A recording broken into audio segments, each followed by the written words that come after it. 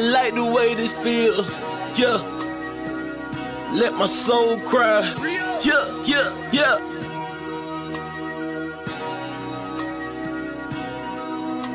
Minister,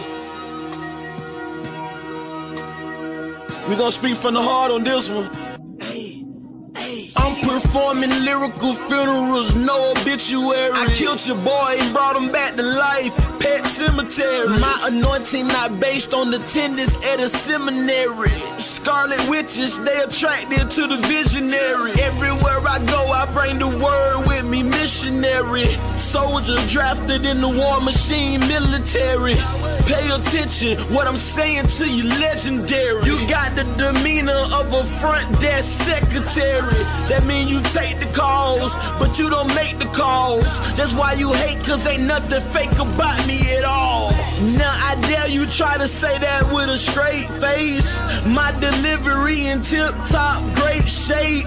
I'm too advanced for you, light years, space age. No evolution for you cavemen, stone age.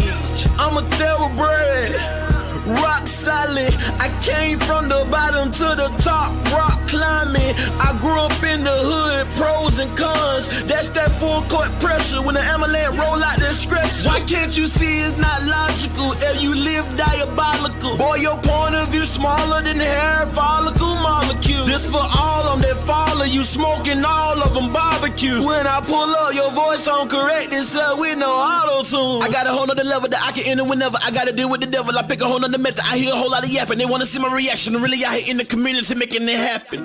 I don't really think they understand the dilemma. They ain't looking at the man in the mirror. I can't say it any clearer. The plan is very simple. It's time to start playing in the temple. Before somebody come and put the can on your temple. Reaching like a baby with his hand for the nipple. The Grand Reaper coming with his hand on the sickle. Hit the van coming with a ram with it. With the van coming get him. I am so glad that I changed up. Made it out of where I came from. Watch for the slide and the hook of the slow ball, fastball, and that change up. That ghetto lifestyle, it changed us. Go back to visit, it ain't changed much. Only difference is now the way that my brain process information. And Satan, but after my license, day one, let me say something. Only reason that I'm still alive today because God's grace is amazing. Just another raisin in the sun. Dream deferred when things occur. Now you getting served right on the curb like a lemonade stand. I just gave you the benediction, let the whole church say amen.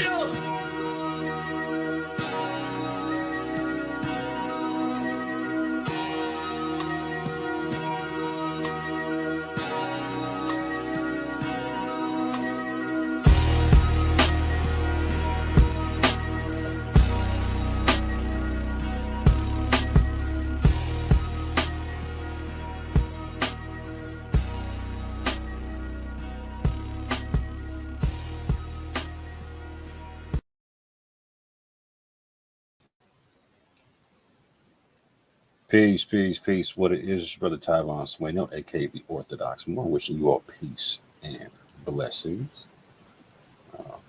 And this evening, it is my pleasure, my distinct pleasure, to bring to you a defense of my research and scholarship against an attack made by one Garfield Reed. So to put things in context for what I'm about to present tonight, I'm first going to show a clip from Barin TV where Garfield came on to interrupt me and Avery talking to some other groups of people about some stuff that had nothing to do with Garfield. And it was a quite interesting conversation. We covered it over on the Yap Gang channel, over Genesis 49ers, etc. Shout out to the Yap Gang. And we saw a very consistent thing that we see with Garfield, a lot of straw man arguments, not a lot of steel man arguments, and a lot of just fallacies being thrown around and whatnot. But again, I'm going to try to keep this stream under 2 hours, God willing. So, like I said, just to give context for what I'm about to present, I'm going to play a video from Barin so people can see what it is. It's roughly a little under, I think I might play 15 minutes, a half hour. We'll see.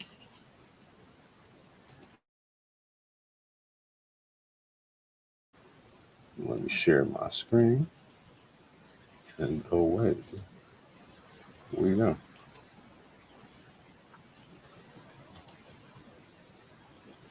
Maybe it's the crop it full screen, full screen.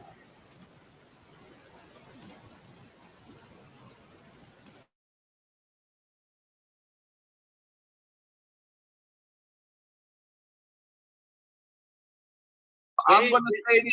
Hold on. I'm gonna put the challenge out there to the NHIT because what they do is and Avery and Moore, I kind of keep them on the outside because they don't believe and follow what these crazy guys, most of the crazy guys, they're not fundamentalists. No. I love them, but I just disagree with them on certain issues. I love both. All right now. I want the Hebrew Israel. You spoke.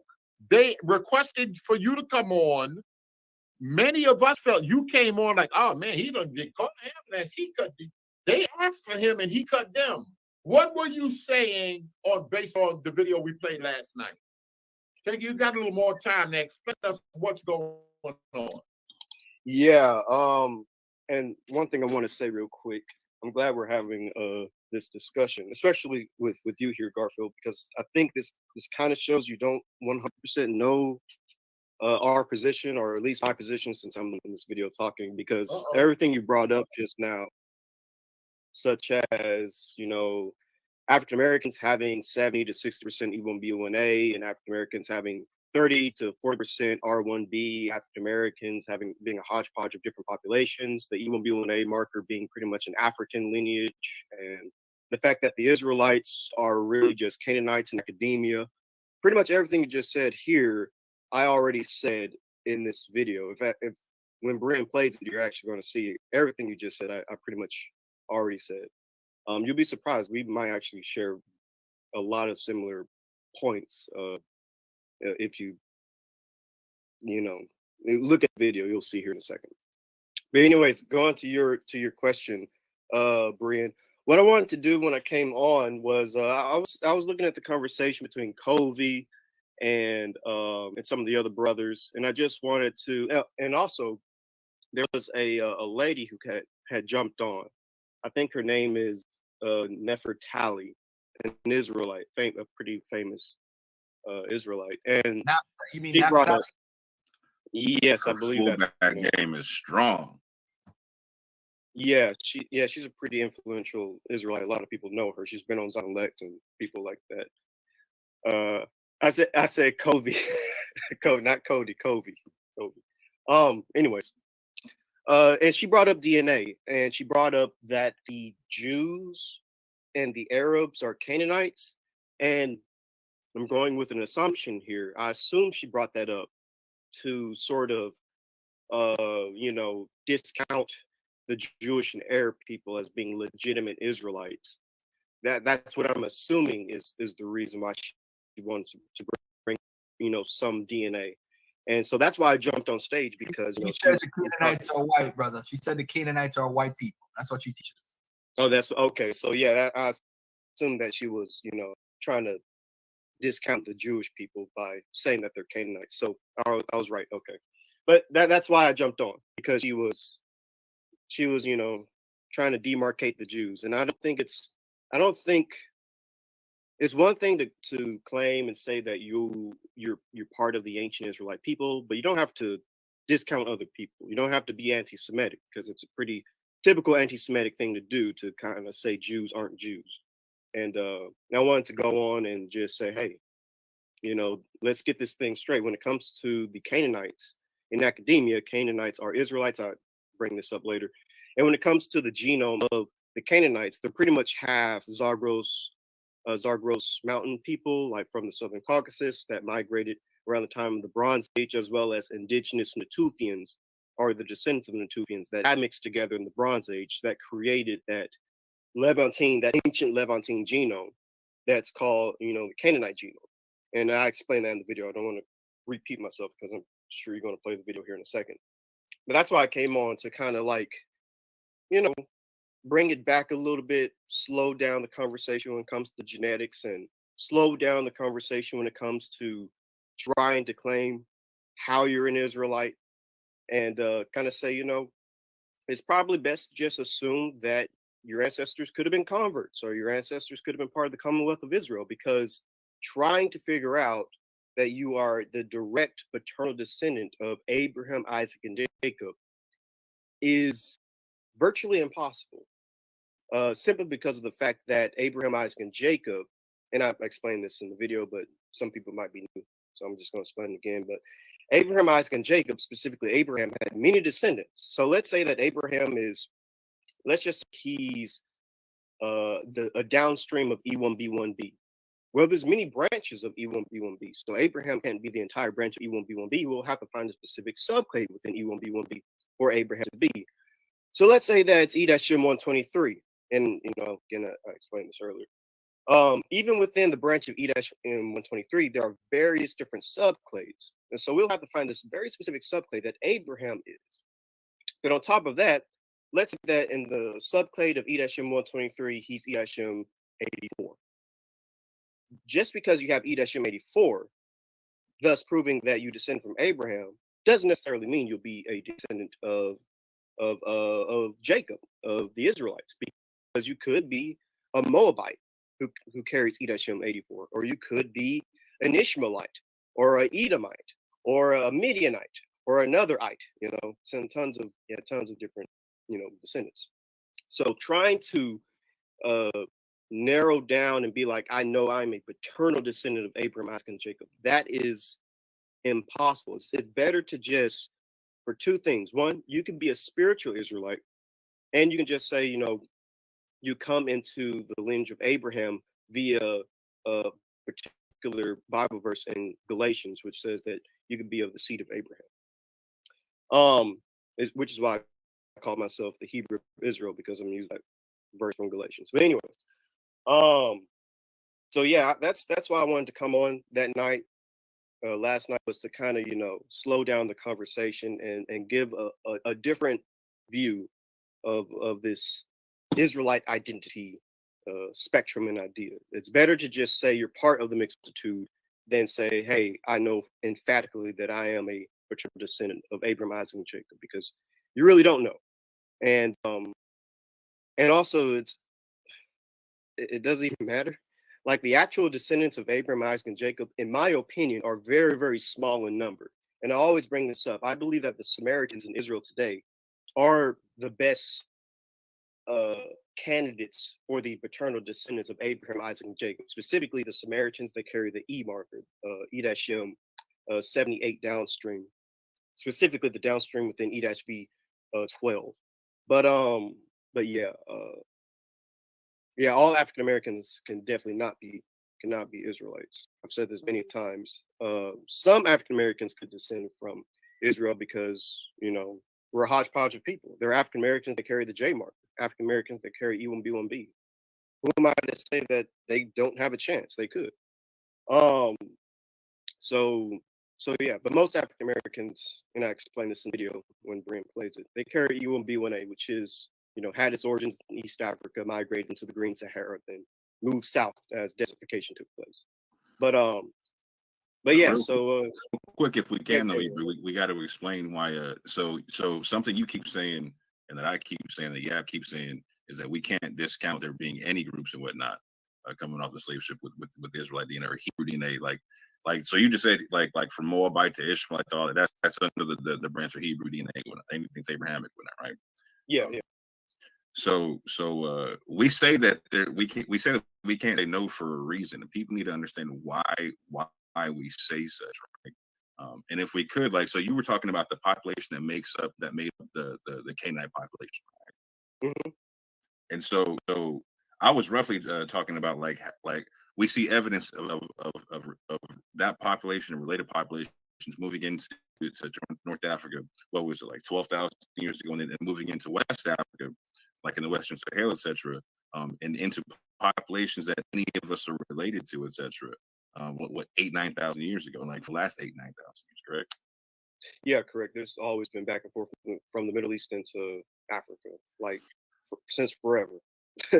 So to the extent that 20% of the haplogroups in DNA that we see in this part of the Western Sahara, etc., are non-African haplogroups, correct? Oh yeah, that's true. Even in sub-Saharan Africa, there are non-African haplogroups. Yeah. Like you find U and stuff like that. But it's getting there coming through the Sahel, correct? Yeah. From the Sahel, or even as far back as the Green Sahara, but yeah, definitely the Sahel. Even let me interject for 1 second. You see, those questions more, I'm disappointed because those are leading questions. I've never heard you, Cove, or Avery, put out a situation when it doesn't make sense that these people were Israelites. And I'm saying to you that because you hold to the Bible, and because Avery holds to the Bible, you guys don't have a balanced approach. A balanced approach would be not asking him about 20% to try to insinuate people are Israelites. The fact of the matter is, academia and everybody's laughing at African Americans for this game. People would laugh you out of a classroom. You see, the issue I don't is think you when heard you me. look. Hold I on, don't think you heard me, let me finish. The problem that we're having whenever anyone comes on Berean is that people are saying they are Israelites and they are putting out information. The issue is there has not been any evidence put forward that anybody in academia could repeat. The only thing that people are holding on to that really is because the gentleman hold on to the Igbos because of some letter that was written and said that these people might possibly be Jews, and a lot of people that came to America was Igbos. That's the strongest argument they possibly have. But the issue don't take away the fact that Jews were in West Africa. They were practicing Judaism. They were separated from African tribes in almost 99% of the instances that they're mentioned in any documentation. They are shown whether they practice a incorrect version. DNA? Hold on a second. They have an incorrect. I'm not saying nothing about a Jewish DNA. I never said nothing about a Jewish DNA. I asked you if you have atheist. No, I never said that. No, I'm asking you if you have atheist. Hold on a second. Let me finish my point.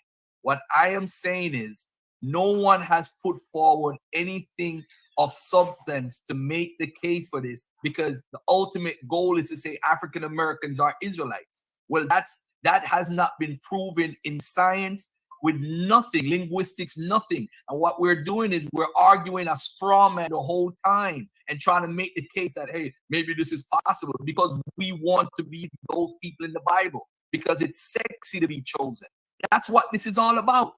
When everybody knows all the cultural elements that we see coming over on the slave ships after being on the ship for 3 months. We see Yoruba, we see Akan, we see Igbo, we see Angola traditions, we see people from Congo, we see all these traditions, but we don't see nothing practicing Hebrew Israelite, no Hebrew or Israelite tradition. This is a game, bro. Stop being a part of the game or a pawn for a lie that's been told for the last 30 to 40 years and maybe 100 years. The African Americans are not connected to those people. The only connection you can find is a converted one, which you guys have mentioned earlier, and that's the only way. And if you read Soul of Judaism by Dr. Bruce Haynes, who I've had on my channel 4 to 5 times, he points out who are the Africans who were converted and where they were and how they got to start following Judaism in the Western world. That's the only connection I see with black folks. But our bloodline, it is a silly, it's an unscientific conversation that only Bible believers push. You don't find non-Bible believers pushing it because it's not. There's no reality to it. From our debate, what was any source that you ever disproved that I brought up? Oh, the source. There's many sources that you use. The one you use about the Muslims, him not praying. You said he prayed 3 times a day when the source actually said he prayed 4 times a day. No, then you use another source. Hold on, let me break it down to you. You claim that the source says that the dude was speaking was speaking Hebrew, when that source was debunked by the actual source where it comes from, because it was said to be a fabrication made by. It was part of the book that says it was a fabrication. Did you come out and tell the people that was fake? Wasn't fake. What are you talking about? I went back to a newspaper article. You and I spent 2 months on the contract. Hold on a second. Was Ibn Said speaking Hebrew in a church? He was reported by a church member that spoke Hebrew and Arabic. Yeah. Which church member reported that? I can't give you all the details of that right now off the top of my head. No. You see, now you're not being honest. Which church member said that? How am I not being honest? Where did the source? There's no church member that So said you that, got bro. to breathe. You got to breathe. It's a I'm about to fabricated respond lie. to everything And you just said. I'm about to respond to everything you just said because it's the most unscientific, bro. The source. Hold on. Garfield, I just let you talk. You just asked me to stop. Hold on one I second. just let you talk The source, for a long time. source that you said. Garfield, I just let you You talk just for a said, long time. bro. You just said right now. I'm Garfield, that's a lie. I just bro. let you talk for a long time. That's a Why are you so lie. scared to let me Why talk? are you lying though? If you're gonna say that I'm lying, then let me speak. Because what you're saying is the most unscholastic, unscientific thing I've ever heard. And so I'm going to remind you of the stuff that we talked about and stuff that's scientifically proven that no one's ever disproven to my face ever, not once. Not once. So in the debate we had, right? You're talking about Igbos. Did I make any argument for Igbos or no? I argued about a specific group of people from a certain part of Africa, the Western Sahel, which makes up 25% of the slave trade. 1 out of every 4 people that came off the slave ship came from that part of West Africa. That made up the large percentage of the people that came to North America specifically.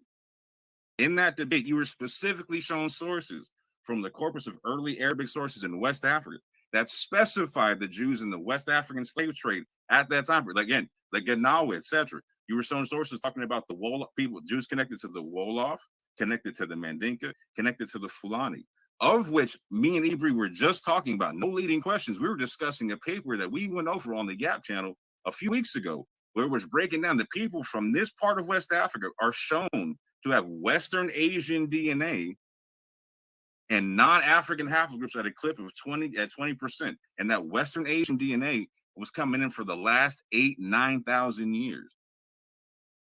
So again, now I asked you, do you have atheist DNA? Why did I ask that? Because you keep making the fallacious the genetic fallacy assumption that you have to be a practicing Jew in order to have descended from Jews. That's why Jews have this concept of something called an anusim, people who started practicing other traditions and then come back from that.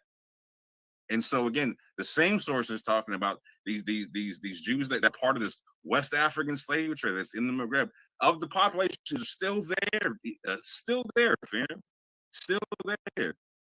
That they converted to Islam and other religions and whatnot, right?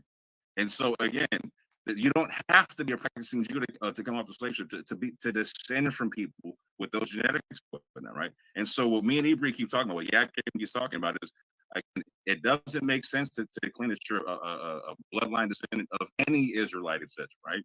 Because we don't have that DNA on file yet to be able to say who is and who is not. What you can do is trace yourself back to people in West Africa who have connections to such, right? And if you do so, we talk about being reverts and converts to the thing. You're not an actual. You're talking about being connected to a national concept and whatnot, right? You've not one time ever disproved anything I've ever said. Go back to the debate. Show me what part of the debate you disproved anything. Let me say this. The reason why I allow you to live so long and I never made a video response to what you said that was fallacious is out of respect for you. But now that you're lying, this is what I'm going to do right now.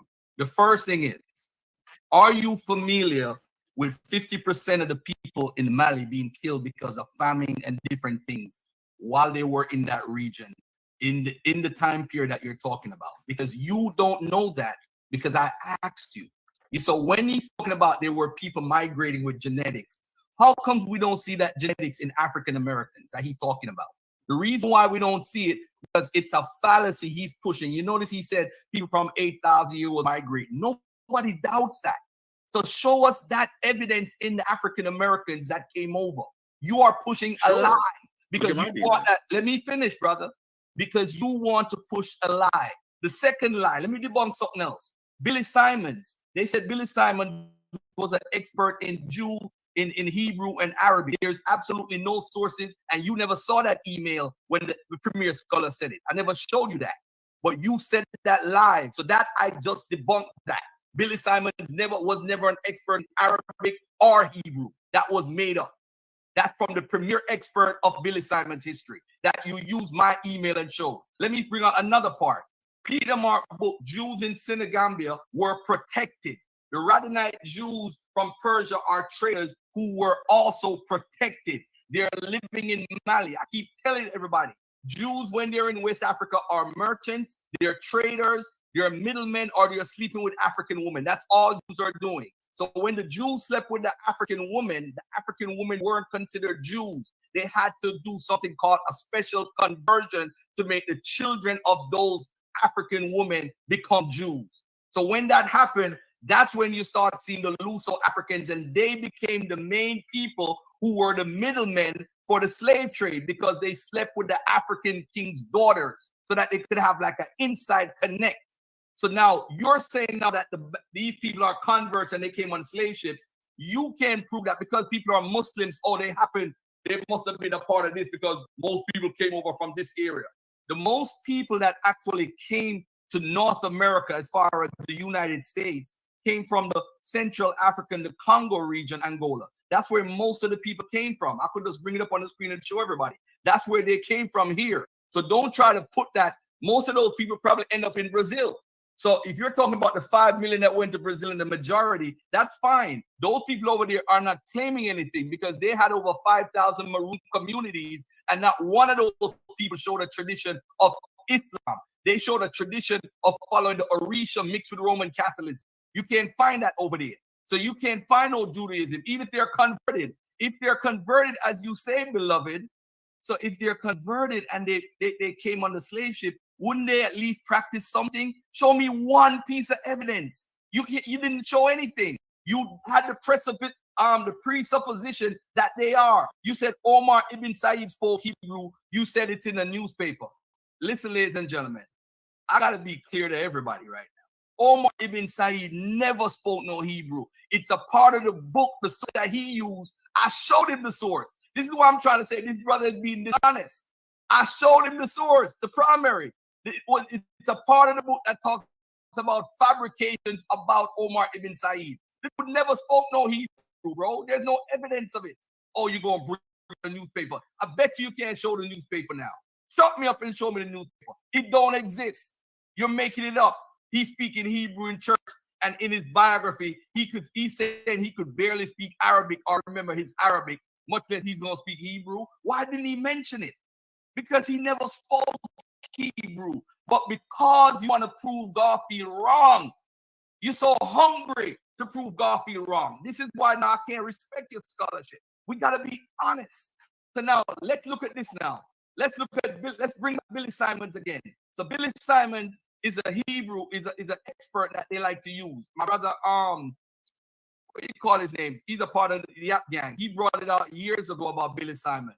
But they keep saying and reporting that he's a Hebrew scholar when there's no evidence he's a Hebrew scholar. It's just something that's repeated, and it came down to us. And as a matter of fact, the source that talked about Omar ibn Said said in the source, they might have mistakenly taken Omar ibn Said for Billy Simons. That's what the source says. The source that you use. And then you said, oh, he must have been Jewish because he only prayed 3 times a day. The source don't say he prayed 3 times a day. The source said he prayed 4 times a day. So you was wrong about that. So everything I talked about, you've been wrong about. And I never said that once. I could bring up. No, you said, yes, you did, bro. I never said once that he was Jewish because he prayed 3 times a day. 4 times. You said he prayed 3 times a day, and the source actually pointed out 4 times. He pointed out he actually meant 5 times a day. So you're saying that he's Hebrew, he's practicing Hebrew tradition because he prayed 3 times a day. That's what Jews are doing. So almost everything you said, bro, I got a whole slide showing everything that you said was wrong. Almost everything you said was wrong. Everything. And you said, prove something, you said everything. 99% of the stuff you said that in that dialogue, you were wrong about. Completely wrong. And you're trying to push this whole thing about Mali, and the most people that came to the United States didn't come from Mali. They didn't come from that region. So you're not even making sense come from? African Americans. No, where did Salib Bilali come from? You're trying. No, hold on. Let me finish my point. One last thing, Barry. Let me share this on the screen real quick. One last thing. Let me just share this on the screen, and we're done. Everything you said, bro, Everything you said was a lie. It wasn't true. And then you lied. I didn't lie about a single Yes, thing. you did. did. Show the newspaper. You know what? You could. I would never come up with it again. Show that newspaper. Show that newspaper. Where it says that he's a heathen. This is right here. This is all the regional origins of Africans that arrived. Darwin came from where? Western Central Africa. That's where the majority come from. Look how many people from Senegal, 89,000. That's a large amount. I don't deny that. But look at this though. Remember, 50% of the population was killed out, and some of these people actually he forgot to tell y'all that. Because remember, the Ghana kingdom was selling slaves to the Jews who that way because of the Trans-Saharan route. A lot of people forget that. So when the Jews if they converted, they converted. We know Jews converted to Islam, but the point of the matter is wherever the Jews were, they were always separate. We are aware of that. So now because you follow Islam, you want us to be, you know what, maybe because I got this marker, I'm a Jew. This is just ludicrous. There's no existed. Nobody would be claiming that they're Israelites. Nobody.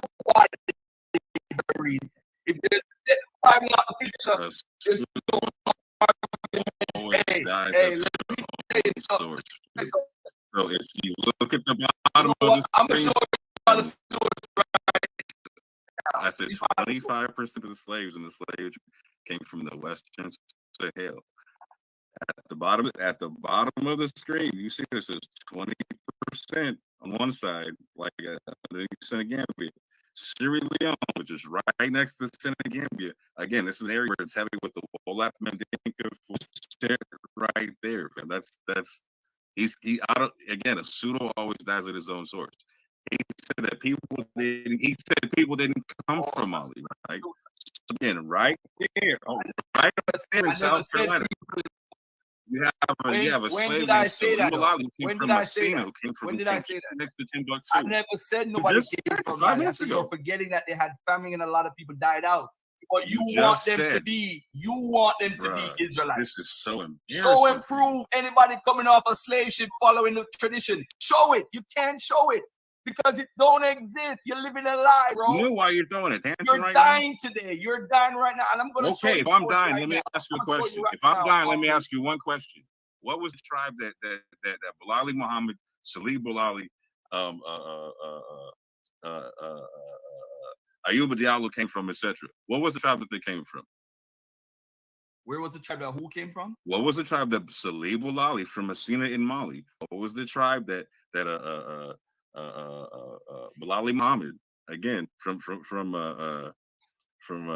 West Africa, etc. Where's what's the tribe? They're all Fulani. Ayuba Salam. So that means they're all Fulani, right? They're all Fulani, right? They're all Fulani, right? Very. Ask him because he's not going to answer me. They're all Fulani, right? Somebody coming off the slave ship. They're all Fulani, right? Practicing this tradition. They're all Fulani, correct? Practicing this tradition. They're all Fulani, correct? Just show us one person because you can't, bro. That's the point. This and this happened and that is garbage. You just want them to be some sort of Jew that you're trying to give these people hope for something that's not there. It's not there. This is so sad. You have to lie on my own argument. Yo, Marine, 3 months from now, right? Do you remember everything from 3 months from now? But you do remember you are Christian, right? Now you're telling me you're on a slave ship. Yes, Marine. Let me talk to you for a second. Marine, you want a slave ship for 3 months. You can remember you Yoruba. You can remember you Igbo. You can remember you Congo. You could even remember you Fulani. You can remember all these different things, but you can't remember that you were a converted Jew. You don't have no tradition showing that you were a Jew coming off the ship. You can't show nothing. Bruh, yo, save that for somebody else, bro, not Garfield. You done. You dead today. Dead. And I'm going to show the source and show everybody you're a liar right now. You should have never lied. Live on the ear. I'm going to show it right now. I'm going to show it right now. Please Right do. now, you gonna show right now. 'Cause So I'm gonna go back to everybody, the I video. spent 2 I'm gonna months make with him me out on to the be a phone liar trying to right track down this source. I'm gonna make him out to be a liar right now. Give me a second. When y'all are done, So while he's looking up the source, let me explain when he got wrong about all the arguments from the actual debate we had, which you can go see on my channel. You can see here, right? So I never said that Omar ibn Said was a Jew because he prayed 3 times. Those are Christians that they prayed 3 times a day, and that the Sufi Muslims they prayed 3 times a day. And I also pointed to the fact that these people went back to a Tarobe clerisy in West Africa, which is the most Jewish form of Islam you're ever going to see, and showed that they practiced a tithing system amongst the clerisy. I also showed again that these people came from that same slave class in the Maghreb that the Jews were. I mean, he's not touching any of that now. He's touching on stuff I never even said, and I never even brought up Billy Simons in this thing, right?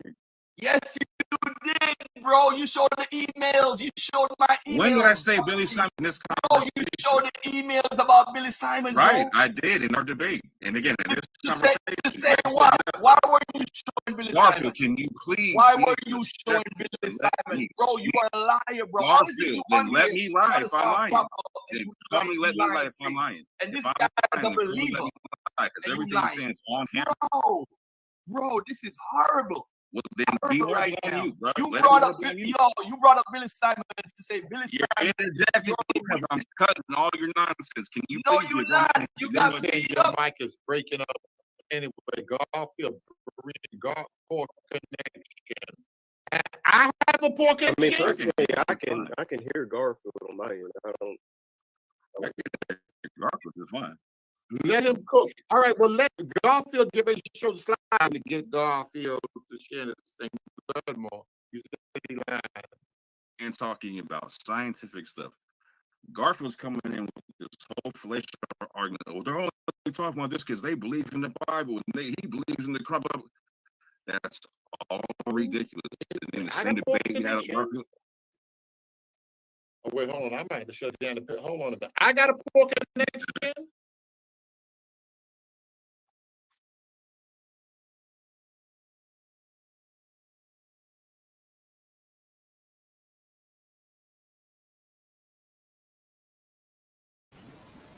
So there's the beginning context. From there, Bryn went live again, but Garfield, from my understanding, go back on. They changed topics, etc. And Garfield went on the next day when I wasn't there, and gave an hour-long presentation, to which he supplemented that a few days later on his own channel with another hour-long presentation amongst a whole bunch of other nonsense. And in neither fashion, it didn't seem like he wanted to be there to confront what he had to say. But with that, I'm going to directly engage with what he was saying and point out how fallacious it all was and how disingenuous it was, and why it's at this juncture it's just ridiculous that he refuses to steelman anybody's position. You could see in the dialogue and the back and forth, he was refusing to steelman my position. He was refusing to steelman Ebrie's position, and continue to strawman both of us as if we're trying to give cover for people making a BHA argument. And this is something we used to encounter in the urban apologist community, in terms of it used to be like anybody trying to say that Africans, any Africans at all, any percentage at all coming off the slave ship having descendancy from Jews was trying to make the BHI argument, right? That was the default position and whatnot, right? And it took direct engagement for that position to start to change. And I make no issue for participating in that direct engagement. And I appreciate the people in the urban apologist community who can now say the terms like some and not all, etc. Right? Unfortunately, Garfield's not there yet. Garfield's not willing to grow in his capacity and understanding what people are talking about. And I'm not expecting him to make a quantum leap in understanding anytime soon, given some arguments he consistently makes or whatnot. But it needs to be understood that he's just not arguing in good faith anymore. That he's just straight steelmanning somebody. We had a 5-hour debate, literally a 5-hour debate. And in the beginning of the debate, the first thing I did, the very, very first thing I did was I steelmanned all of his positions. We didn't proceed until he agreed that I was clearly explaining his positions in such a way to where he could agree on. That's how I started the conversation with him. From then on, he refused to steelman any position I ever gave and tried to argue something I wasn't even saying and made false claims about what I was saying and has consistently done so. Like here, he was saying, oh, Moore said that Omar ibn Said was a Jew because he prayed 3 times. I literally never said that. Garfield can't pull that timestamp if his life depended on it. Because I never made that argument.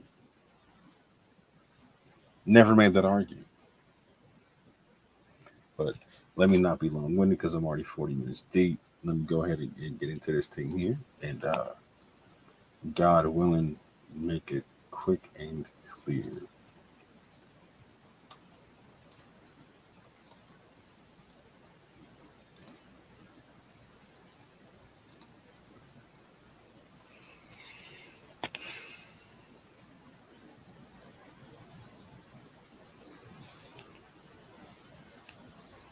So these are the basic questions that Garfield asks that I gave answers for in the debate, which is why it was a 5-hour debate. I would prefer to take this one topic at a time and whatnot. But Garfield's not going to step in the ring with somebody like me more than once. And if you'd like to run this back again, Garfield, I'd love to do it. I'd love to do it.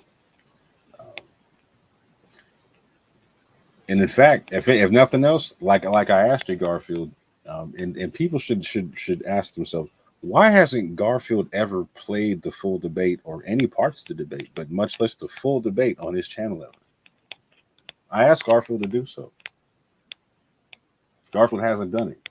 You know why he hasn't done it? Because there were so many arguments he didn't have answers for, and he was not looking good in that piece. You can always prove me wrong, Garfield. Play the whole thing. Play the whole 5 hours. See what your audience thinks. But these are your questions, and these were my answers.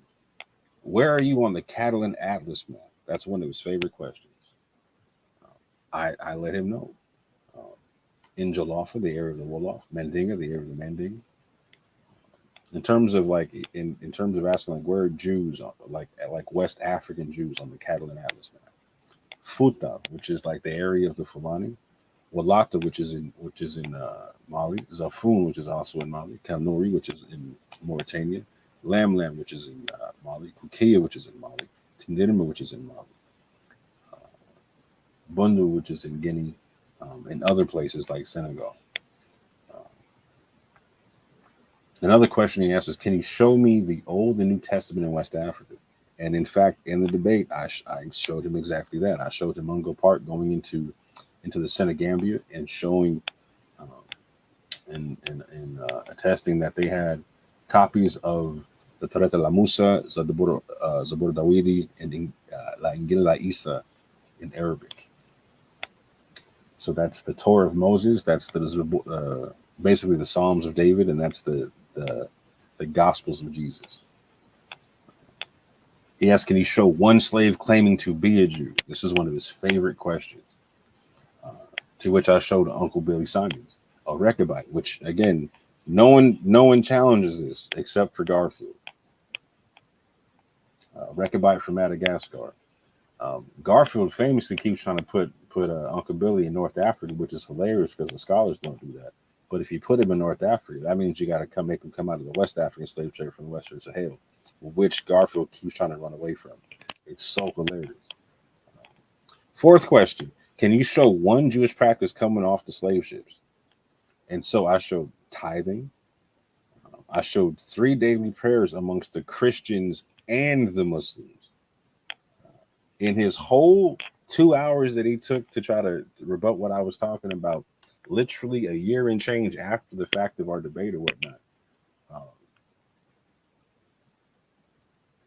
He wants to focus on Muslims praying three times a day and doesn't want to admit the fact that I talked about Muslims and Christians and heavily was focusing on the Christians praying 3 times a day.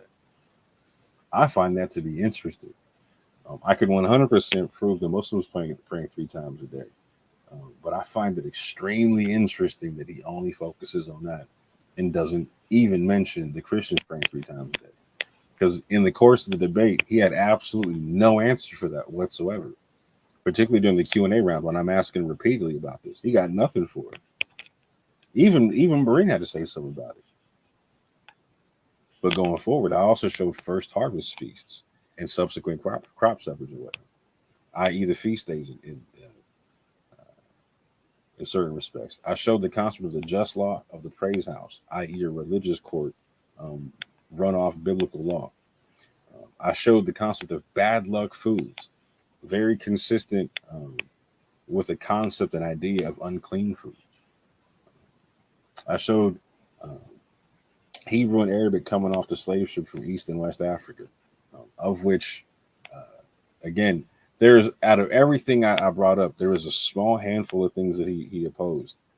And so he tried to oppose this concept of Hebrew and Arabic coming off the slave ship. And the concept of me talking about Omar ibn Said knowing Hebrew and Arabic was something that took him for a loop because he had never heard that before. And he had absolutely nothing for it. And in fact, it took him for such a loop that literally a year after the debate, or excuse me, longer than that after the debate, he got in contact with me about trying to track down the source, of which I willfully was like, yeah, let's go try to find this thing right quick, right? I give him all the information, all the background data on the books he needs to go look up, the pages he needs to go look up, all that type of stuff, right? We're texting this stuff back and forth. For like 2 solid days, I'm texting him this info and whatnot, right? He's out there looking for certain stuff. He ends up contacting the Schomburg or whatnot. Get some information back from the Schomburg, sends me some of it or whatnot. And when but before we even looked at it, I was able to see some clips of it online, some snippets. I couldn't see everything from the book that we needed, but I could see certain parts of it. And I let him know, I was like, you're going to love this because part of it's ambiguous, right? And what's so funny about it is at this juncture, it seems 100% clear that Garfield has no idea what he's looking at, which seems to be the case in a lot of cases.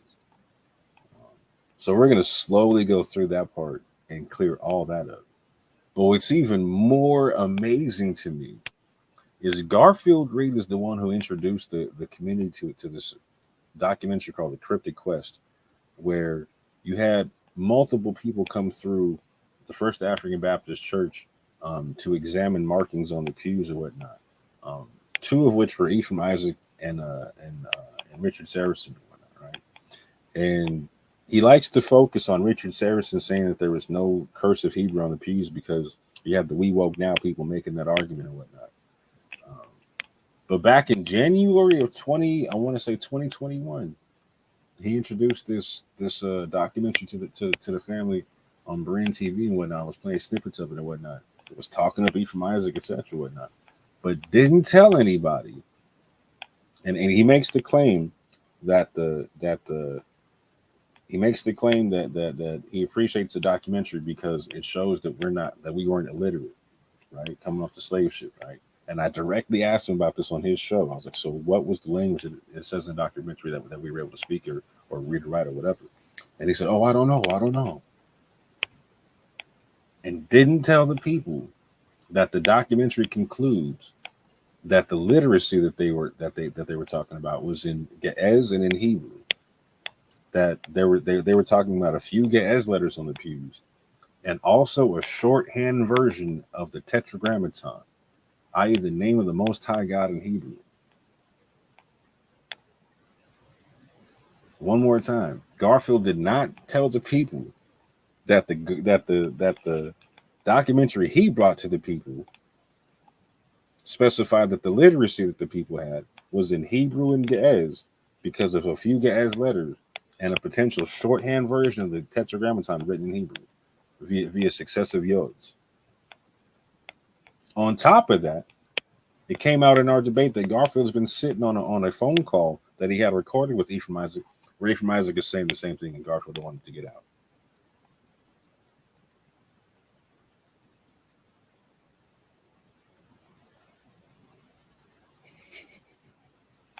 Anyway, the next question he asked, the last question is, these basically is only 5, right? Is can you trace yourself back to a Jew?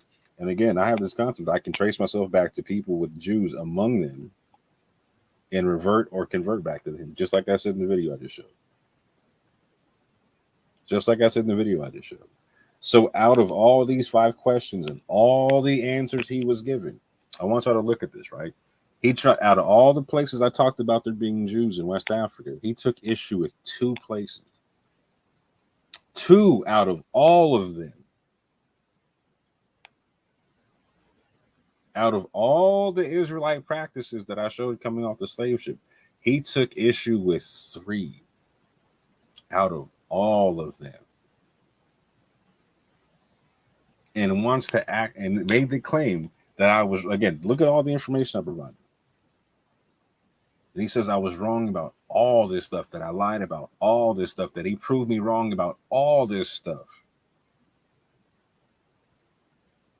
And got a slideshow proving me wrong about all this stuff. Well, I'm run it back, man. Bring your slideshow and let's run it back. Because this is super easy to disprove. The fallacies of Garfield Reed. Now, this is what's crazy to me, is because I told him in the debate that I can stomach a lot of fallacies, because in doing debates and dealing with people like this, you get a lot of logical fallacies and whatnot, right? But I told him during the debate, the logical fallacy that I could not deal with, that I could not respect, was whenever he breaks down or ever uses special pleading, because he wants a rule to apply to me that he doesn't want to apply to him, right? And that's always the cherry on top of whatever fallacy he throws out there. But typically, here's some examples of the fallacies he was using in our debate, and also in those subsequent presentations that he's made eons later from the debate, of which he never showed on his channel. He likes to throw ad homs and tries to poison the well while special pleading at the same time. For instance, you can't trust Moore because he believes in the Bible and Quran, therefore he's biased. I said this in the debate. You wouldn't want somebody to and again, doesn't like it when people argue, oh, you can't take anything that Garfield says to be true because he doesn't believe in the Bible, right? I literally told him in the debate, like, you don't want people doing that to you, don't do that to me. And if I have a bias, point it out. And he can't point out the bias. His bias, but he just said here is Moore is a Muslim because he follows Islam. He's trying to get people to believe that they're Jewish. Like, fam, it doesn't even make sense. Like I'll tell you this. Like, even the Russian judge is giving you mental gymnastics a 10. I'll give you that one, 100%. 100%. But he likes to start off with the ad homs and the poisoning the well and special pleads about it because he doesn't want it applied to him and whatnot, right? Again, the genetic fallacy and slippery slope fallacy, along with special pleading, again, is you can't descend from Jews if they converted to Islam, etc., which makes absolutely no sense. Changing your religion doesn't change your genetics and whatnot. You descend from who you descend from, right? So Garfield is famously like agnostic atheist and whatnot, right? And bangs against a lot of religions and whatnot, right? But also likes to claim that he's Ashanti and Akan and whatnot. The Ashanti and the Akan are not atheists. So because he is, does that change his lineage? No, it doesn't. And that's why I can't stand special pleading, because you want something to apply to someone else but not yourself in an argument. It makes no sense. There's no way you can be arguing in good faith and literally every argument you're making is based on special pleading. There's literally no way. Goes on to give false dichotomies while special pleading about it. Orthodox Jews don't do it now, so tithing isn't an Israelite practice. There wasn't like this. Shout out to Brand Shack because wasn't no one buying this one. I appreciate them for that, for this right here. Wasn't no one buying this. That Orthodox Jews don't do it now, so tithing isn't an Israelite practice. Like that doesn't make, again. So for instance, you don't speak Akan or Ashanti now. So does that mean that speaking Ashan or Akanti isn't an old Ashanti or Akan practice, Ashanti or Akan practice? Because you don't speak it now? No, not at all. Not at all. But again, what's trippy about this is in the debate, I list out the fact that in West Africa, in the Maghreb, etc., as well, you have rabbinic Jews, you had Karaite Jews. Again, Karaite Jews don't follow the rabbinic tradition; they just take the recitation of the scripture, and that's it. That's it. It's like sola scriptura based, right? I said that there were Jews that converted to Christianity and also Islamicized Jews, also Islamic Jews. But for Garfield, it's either Orthodox rabbinic Jewry or it's nothing. So again, that's a false dichotomy. And so let's say it like this. So if you come from the Akan but you don't speak the language, or if you come from the Ashanti and you don't speak the language, you can't claim that you come from it. If you're an African American and you don't speak those African languages, you can't say you come from them people. Does that make sense? No, it doesn't. And that's why it's special pleading, because he wouldn't want it to apply. He doesn't want that concept to apply to himself. He wants it to apply to me. It doesn't make any sense. Straw man and red herrings, right? And again, special pleading about it.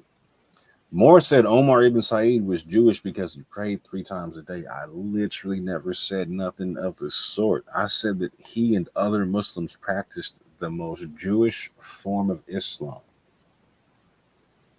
The most Jewish form of Islam. In just a second, I'll address the praying 3 times a day thing, because it's so ridiculous. Fallacy number 5, fallacy of omission, and this is where I lose a lot of respect for Garfield.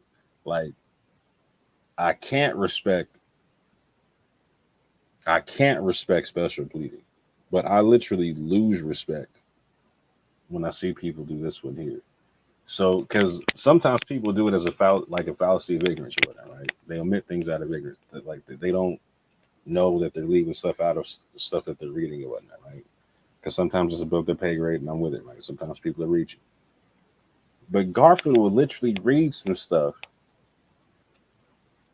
and refuse to acknowledge that it matters to what he's reading. He'll show a source and refuse to acknowledge what it's actually saying. So, for instance, we go back and forth over, like, again, the majority of the debate, I'm going to his sources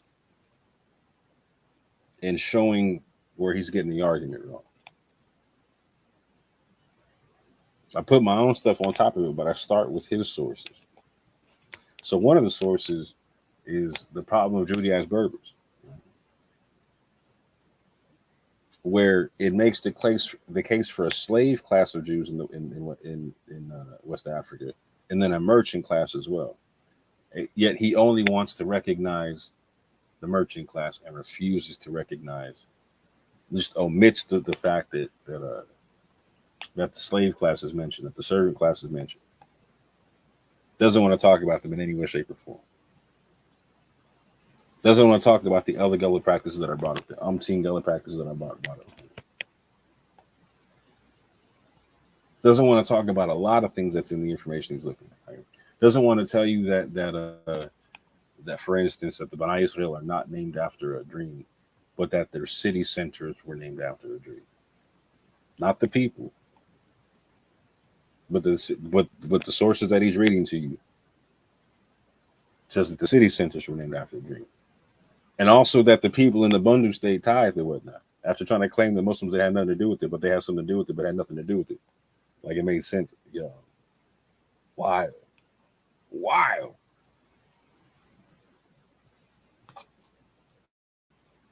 Hold up. 1, 2, 4.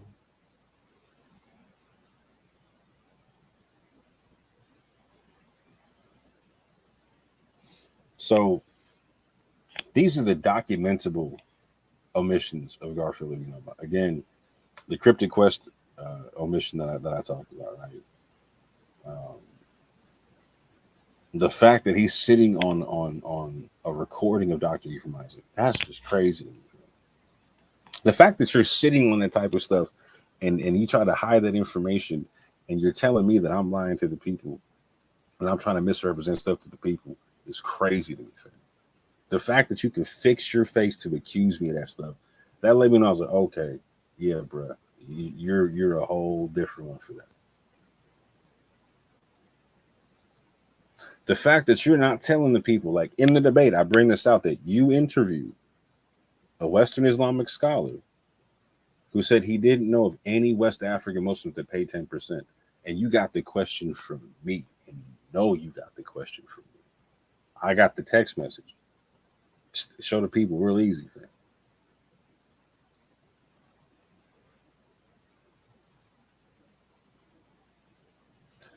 That his scholar on Billy Simons said Billy's father told him he was a Rechabite. Like, this is the crazy part about it. And again, that the scholar said, didn't challenge the Rechabite claim and said that he may even have a link to the same kind of populations as the Lemba were, based upon the genetic studies happening with the Lemba at the time, right?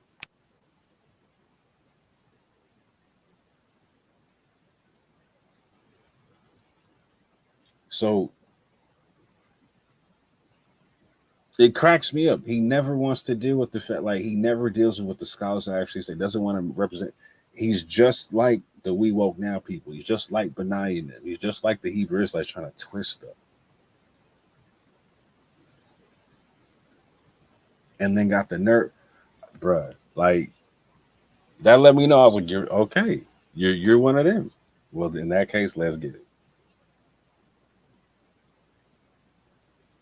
Again, Garfield never steelmans my position on anything. I literally started out the debate steelmaning Garfield's many positions and didn't proceed until Garfield agreed on all of them.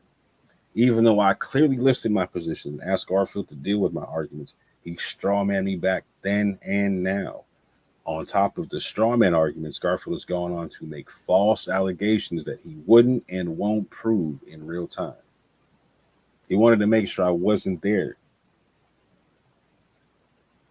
I don't know why, because it's one of them situations like when your parents say, if you make me come after you, fam, if you run and make me have to chase you, it's gonna be worse when I get to you, fam.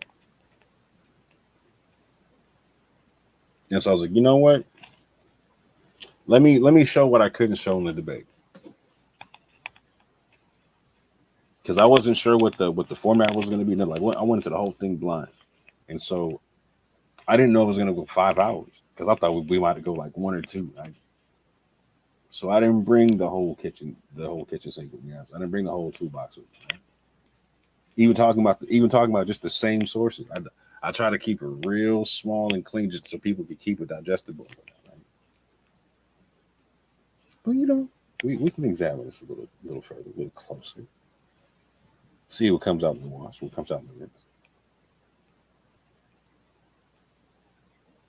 And trying to run a propaganda campaign against my research, Garfield keeps proving my arguments out to be correct every time.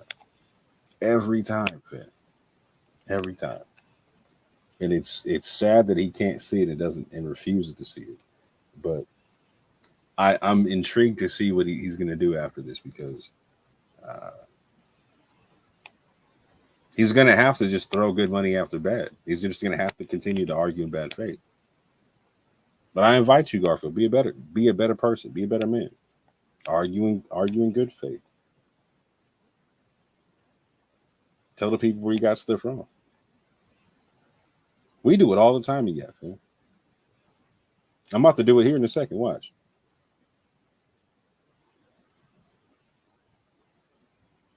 But again, this is me in the debate with you, Steelman and you, Garfield, on your positions. His mother told him Anansi stories with the Shonda Khan trickster connections. Jamaicans eat ackee and saltfish from Ghana. Jamaicans say the word unu, meaning you, connecting to the Tweed Igbo languages. He was talking about Queen Nani was praying to Nyame during her revolt. He talks about African Americans ascending from Jews started in the United States. You never had the Torah or the New Testament Gospels in West Africa. Rabbinic Jews don't believe in Jesus like you do in America. You can't show one Jewish tradition coming off slave ships. You can't show one slave saying they were Jews or Israelites. You can't prove any of you go back to any Jews or Israelites. You don't want to come from them. They were slave traders. And no Jew can trace themselves back to the ancient Israelites. He didn't have an issue with a single one of those. He just wanted to clarify on the last one that he was talking about the reason why he believes that is because he believes Jacob is an eponymous ancestor. But he didn't have with the way I worded it the first time, he didn't have an issue with a single one of those. Why? Because I came in good faith trying to steelman his position. Now, what was my position in the debate?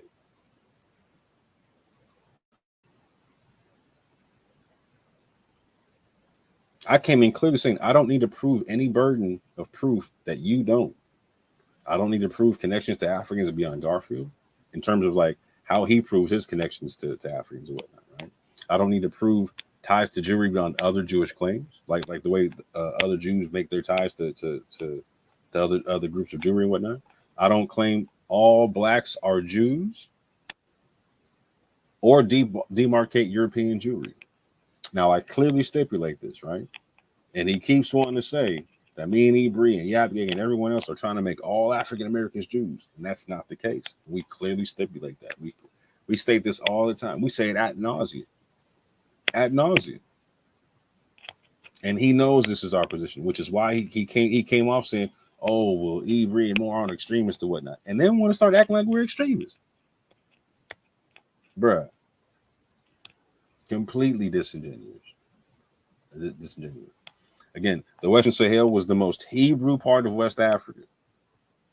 Jews, Christians, and Muslims lived in the Sahel prior to slavery. All three groups are very well documented in Arabic sources. Scholars like Dr. Vince Bantu agree all three were enslaved and came off slave ships. East African slaves were also taken to the Americas and sold. East and West African cultures can be seen in the Gullah Geechee. And East and West African came here speaking both Arabic and Hebrew. This was my talking points for the debate with. Right? Going forward. This is what I was talking about concerning Israelite migrations to West Africa. Right? I talked about there being a 6th century AD migration to Kukia in Mali from Yemen. I talked about there being migration from around 1000 AD and older to Nigeria, Mali, and extending to Nigeria. Going from to Nigeria, extending to Mali, Guinea, and Senegal from Egypt.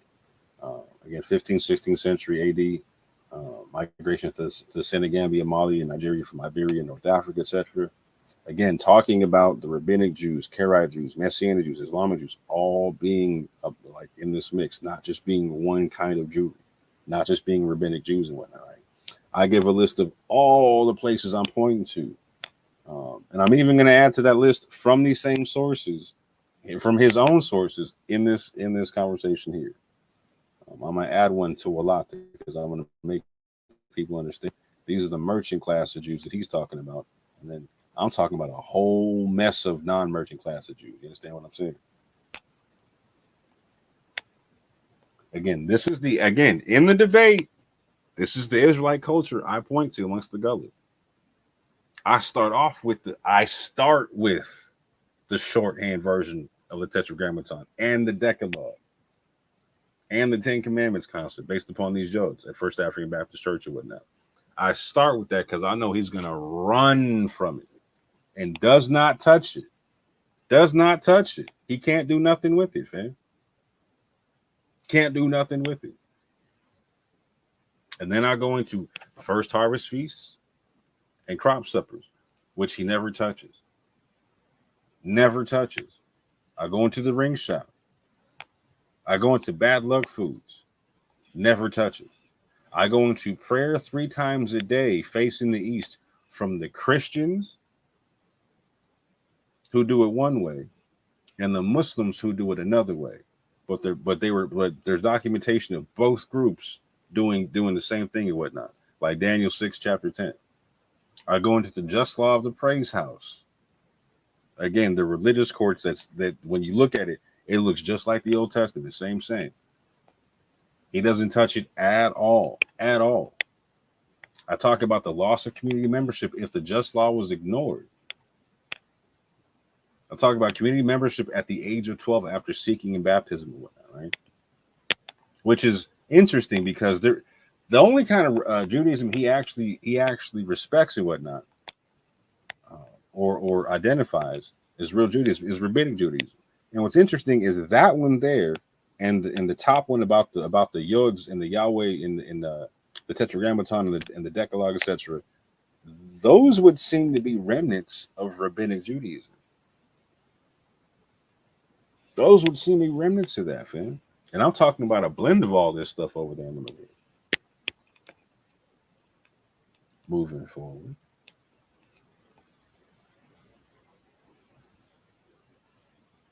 So these were Garfield's best rebuttal attempts to my arguments. In the debate one, that's the top one there in the white, and then the bottom two, he's making recently post-op. Like post-mortem, right? For real. One that somehow what the article, the problem of the Judas Berber says about Idrisi dismisses what the same article has to say from Valentin Fernandez and Leo Africanus about there being a servant class of Jews and merchant class of Jews and the Jewish people of the area converting to Christianity and Islam. Again, what's interesting about this argument is the same article, and I'm going to show this in a second, the same exact article actually makes arguments for Idrisi too. He micro focuses in just quote mines for one aspect of it, but he doesn't give you what the full article actually has to say about Idrisi. Because there's actually some steelmanning going on with some additional information. Second, he says, Garfield claims Omar ibn Said didn't speak Hebrew because the primary source for my source is a fabrication. And Billy Simons didn't know Hebrew and Arabic. Also that there is no Maghrebi Hebrew. Even though he brought up sources that say the opposite. And I'm about to get into that. Third, Garfield claimed that my source, and again, these are all, the red ones are later. Like he never brought this stuff up during the debate and would love for people to believe he did. He did. Garfield came to my source that Omar ibn Said prayed 4 times a day. Which is interesting because as soon as you hear in the recording, like again, I played it for you uninterrupted. When he says the source says Omar ibn Said prayed 4 times a day, I immediately said, no, it didn't. Immediately say, no, it didn't. And you'll see why in a second. Oh, it's so funny. Anyway, he said tithes because he was a Christian. And that Muslims could have got the 10% from Roman Catholics. And this is what was interesting. He said that Omar ibn Said mentioned the tithe because he was a Christian.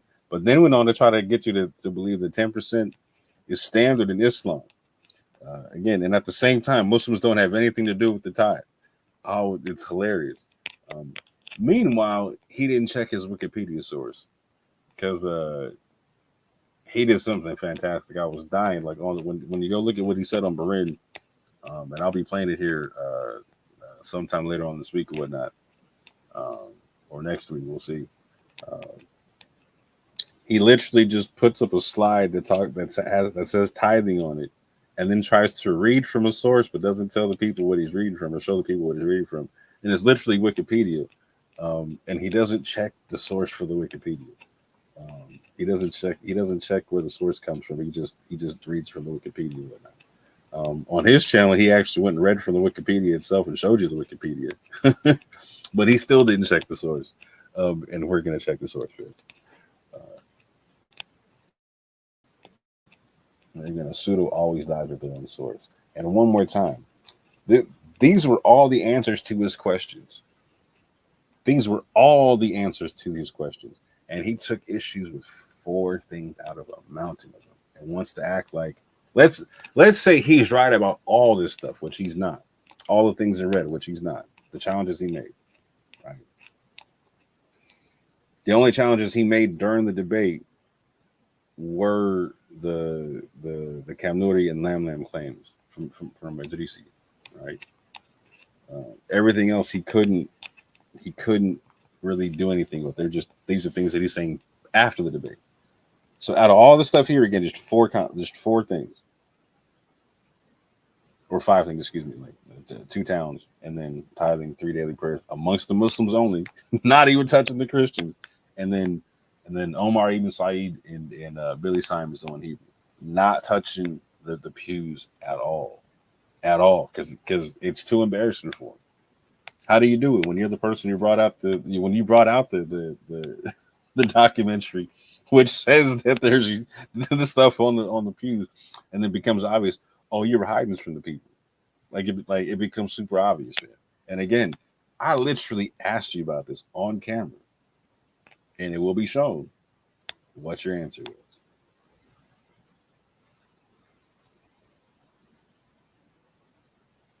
I'm afraid to look at how long I've been streaming this thing. Oh, okay. Let's see if I can do the rest of this in 45. Let's see if we can do it, fam. So Garfield claims Omar ibn Said knowing Hebrew was a fabrication, and that he proved me wrong with the primary source, with the primary fan. So the source I cited in the debate was a newspaper called the Asheville Citizen. That source about the Asheville Citizen was taken from a set of notes in this book here. The book is not the primary source for the claim. As much as Garfield would like it to be, it is not the primary source for the claim in any way, shape, or form. And just like I said on that first video I showed, I said it went back to a newspaper.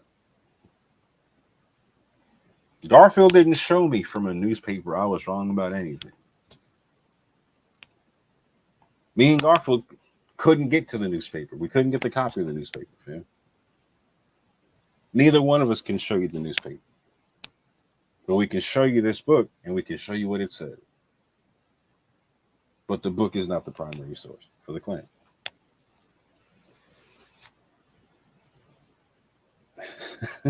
Just a quick back and forth about primary sources and secondary sources.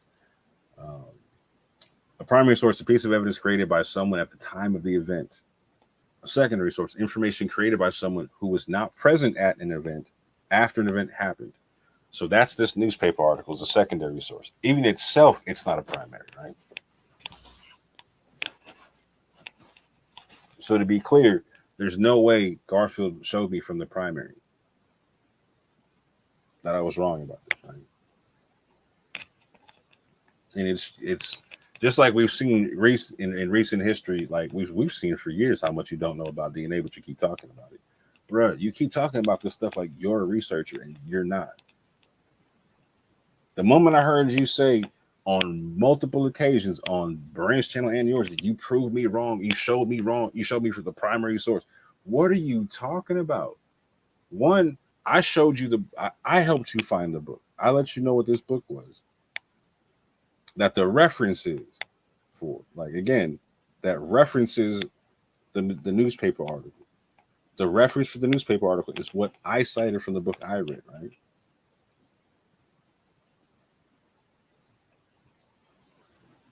The book that the reference is in is not the primary source. No, you did not show me anything from the primary source. And in fact, I was the one who showed you the clip of what it had. Bruh. Anyway, before you even got the whole thing from the Schomburg, the clips that we got from them, I was able to show you some stuff from it. But let's go show the people what he did. And I'm sorry for the blurriness of this or whatnot, but this was the best I could get off of what he showed on Barina and whatnot, right? What it's showing you here is reference number 47. On page 492, they're talking about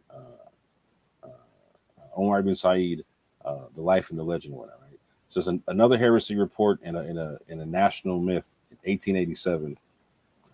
Again, this is 1887. I want you to listen to this, right? And the reference number is 47. It says Moreau, a slave. Moreau and Moreau were one of the many names of Omar ibn Said, having to do with the name Omar or whatnot. That being said, listen to what this has to say. And again, this is reference number 47 from page 492. We speak of a man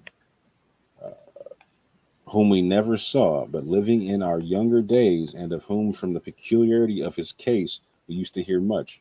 In the early part of this century, when the slave trade was still a legal one, and when New England vessels made ready exchange for their rum into Negro slaves and found quick, profitable sale for their return cargoes in the southern United States, one of them came into the port of Charleston.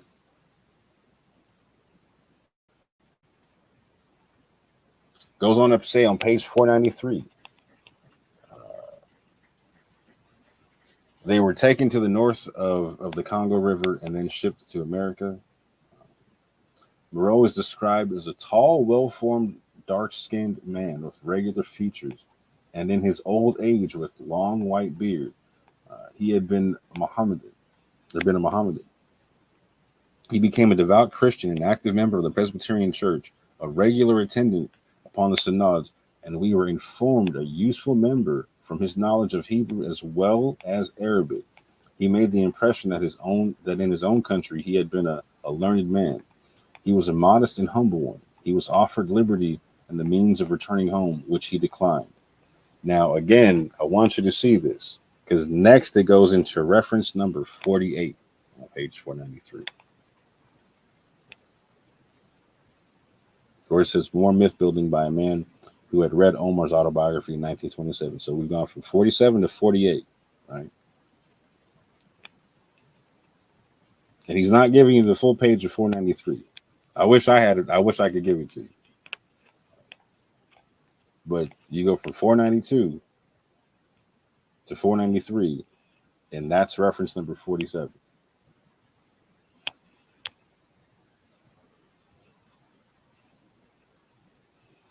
This is what he tries to tell the people. He tries to tell the people that reference number 46 is talking about 47. And this is what's hilarious to me. I mean, anybody who does research on any basic level understands this, right? Like the reference numbers are numerical, they're chronological.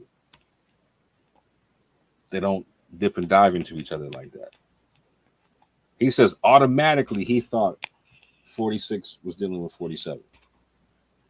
This is what Garfield said. He's clairvoyant. He's in the author's mind. He said automatically he thought this. No, fam, it's a chronological order. It's a chronological order. And on top of that, they say different things. Watch this. Here, Omar is seen as a model Greek. When is that said anywhere in the reference number there for 47? Where's that said? Not a Negro. Where is that said? But an Arabian prince who was captured by Africans off the coast of the continent. He was mistreated by an overseer and bought by Governor John Owen rather than James. Governor Owen went to the great expense to buy the devout Mohammedan a Bible. Most of this is untrue. The first lengthy quotation here is from Greer. The origin of the second is unknown. Theodore Dwight Jr. seems to have been the person who was responsible for sending Bibles to Africa. From a Durham, North Carolina newspaper, July 1884. 1884, not 1887.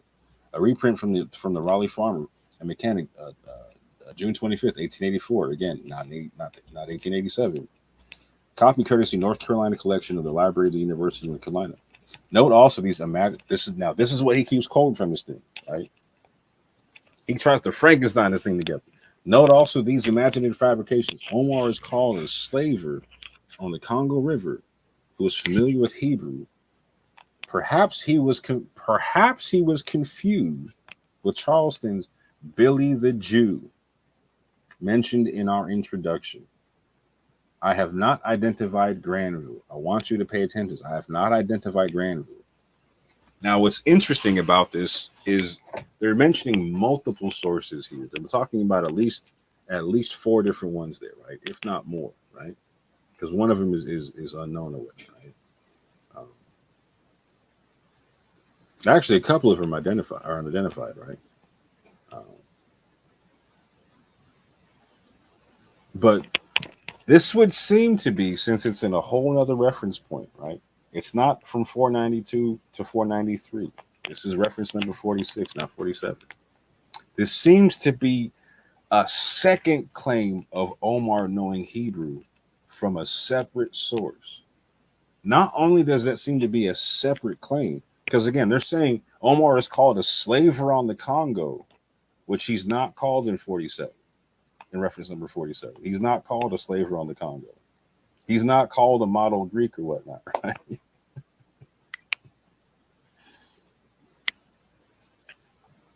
Since this is a whole different reference number with different references to it, this would seem to be a secondary claim of Omar knowing Hebrew. On top of that, he's like, oh, he's being confused for Billy Simons. Okay. Why is he being confused with Billy Simon? Because the inference is here, because Billy the Jew knew Hebrew.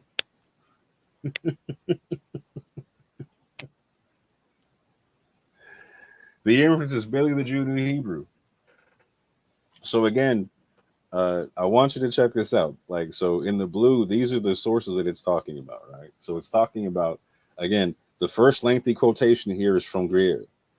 The origin of the second is unknown. Again, this is the author's notes in the reference boxes, whatnot, right? Or in the reference number, excuse me. That's in the red box.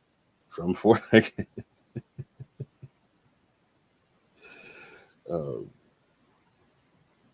Then it goes to it cites a newspaper and then a magazine from 1884, and then it cites Granville. Granville is not identified, and neither is the second quotation, right? This is what reference number 46 is telling you with the author's notes. And again, not the primary source or even the same story about Omar, but it does seem to be a secondary claim that Omar knew Hebrew. And the whole basis for the author saying that Omar could be now I have again, this is the author's opinion, right? No issue with that, right? That's the author's opinion. In his opinion, Omar couldn't know Hebrew, and perhaps he's being confused with Billy the Jew. But again, the only reason that the author is saying that's correlating him with Billy the Jew is because Billy the Jew was known to know Hebrew.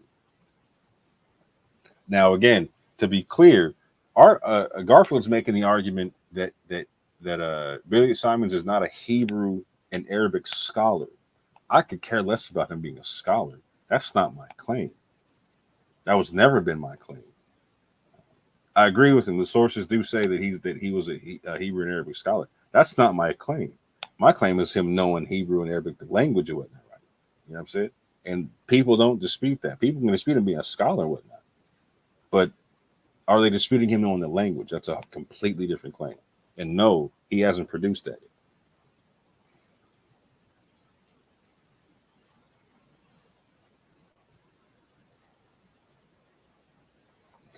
This is 47. This is reference number 47 from page 492 to page 493. From the Asheville Citizen, 3rd of August, 1887. Not 1884, 1887. In a scrapbook, History and Biography of North Carolina, Volume 5, copy courtesy of T.C. Paramore. That was a name I couldn't remember off the top of my head, and I couldn't remember if he was related or she was related to I think T.C. Paramore, he. But I couldn't remember if this person was part of the congregation or whatnot. But if you go up or if you go to the previous page, you can see that T.C. Paramore also donated something else. So I don't know if they're just this. I think T.C. Paramore is a historian or something of that nature, right? But again, when I say no, you didn't show me from the primary resource, it went back to a newspaper. That's exactly what the book showed. Like I said, the reference went back to a newspaper, the Asheville Citizen, August 3rd, 1887. That was from a scrapbook, History and Biography of North Carolina, Volume 5.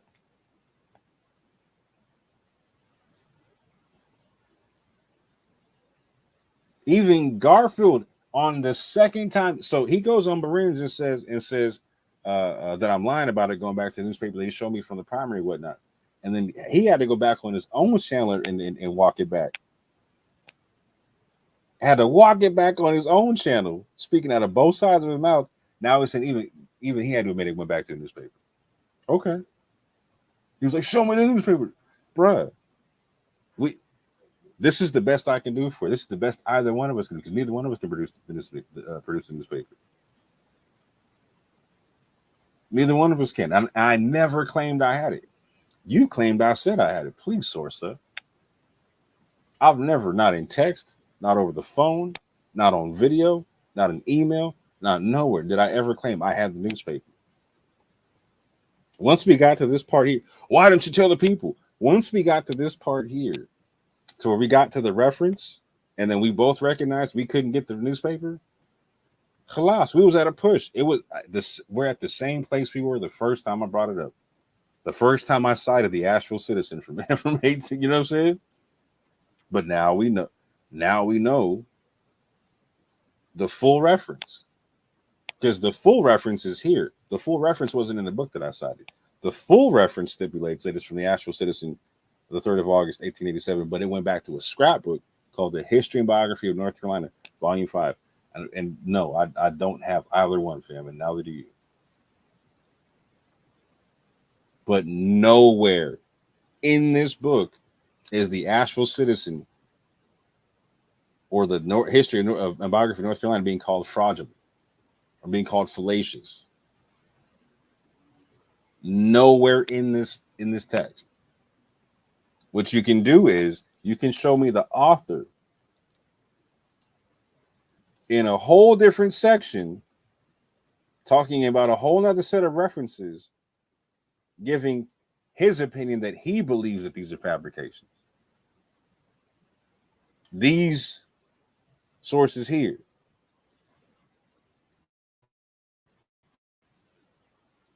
Not 47.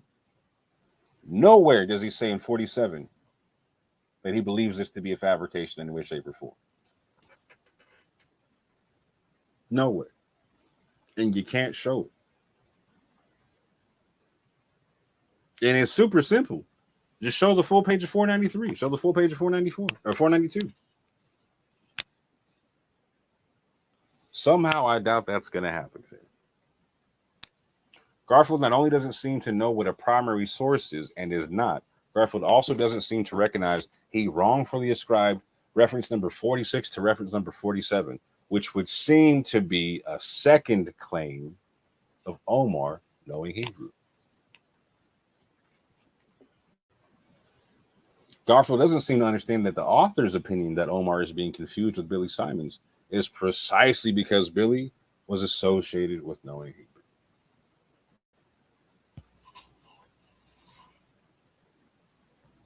Garfield claims that I said I have the news. Please source up, bro. Just source up with that thing. I need to see it. Somehow, I doubt I'm going to see this. I never said that. In fact, Garfield is the one claiming to have shown me from the primary source that it was all a fabrication. Again, source up. I didn't say I have a newspaper. You said you showed me from the primary. That book ain't the primary.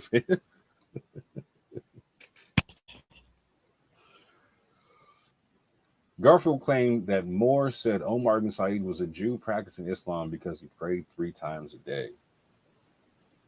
I never claimed Omar ibn Said was a Jew. I claimed he and other Muslims were practicing the most Jewish form of Islam. Just like I stipulated that the Christians were practicing a Jewish form of Christianity. Again, pull the timestamp. Garfield, just go ahead and pull it, Fib. Somehow, again, I got the hunch it's not going to happen. Here's the issue, and here's what happened. I forgot to put in a slide from a previous presentation where I cite the Muslims praying 3 times a day on prayer mats, on prayer rugs, from the book Drums and Shadows. And you can clearly see this from, and I'll show it here in a second, as a matter of fact, because I got the slide in here. the slide that even Garfield shows on Berin and shows on his channel, I don't have any part of. I read something that Omar Ibn Said wrote in Arabic, right? Translated into English. Right? He wrote it in Arabic, translated into English.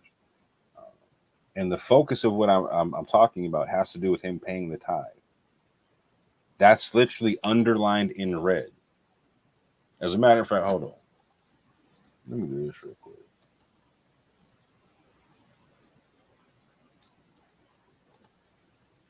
Let me just show y'all real fast. I won't make it too like I won't play the whole thing because it'll be too long, but I'll play enough for you to be able to see the slide. I should have just grabbed a slide from the presentation, but I want you to see that like he knows what it is, right?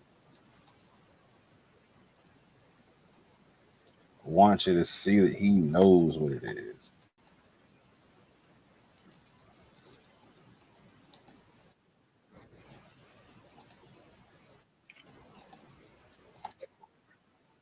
Do it like this. Sharing that screen one more again.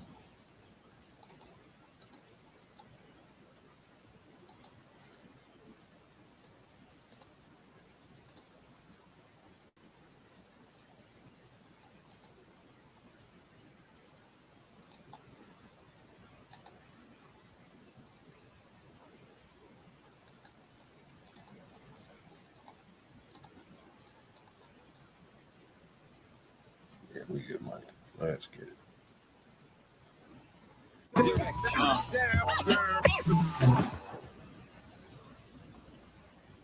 You know what? I'm going to stop sharing this one and I'm going to share another one right quick. Give me 2 seconds.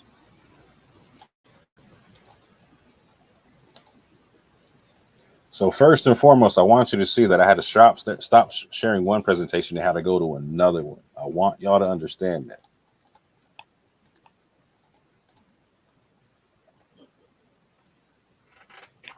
Because there's another particular concept that is very particular to the West African Muslims that come off the slave ships. And so,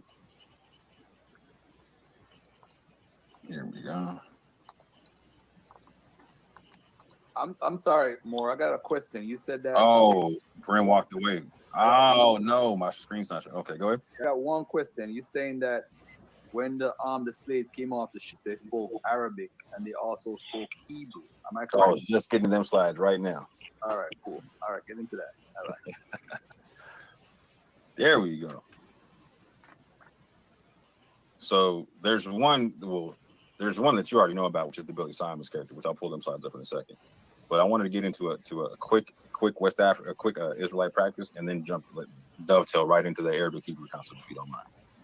So, go into that right quick. Hey, Brian, I'm here, but I'm on my phone.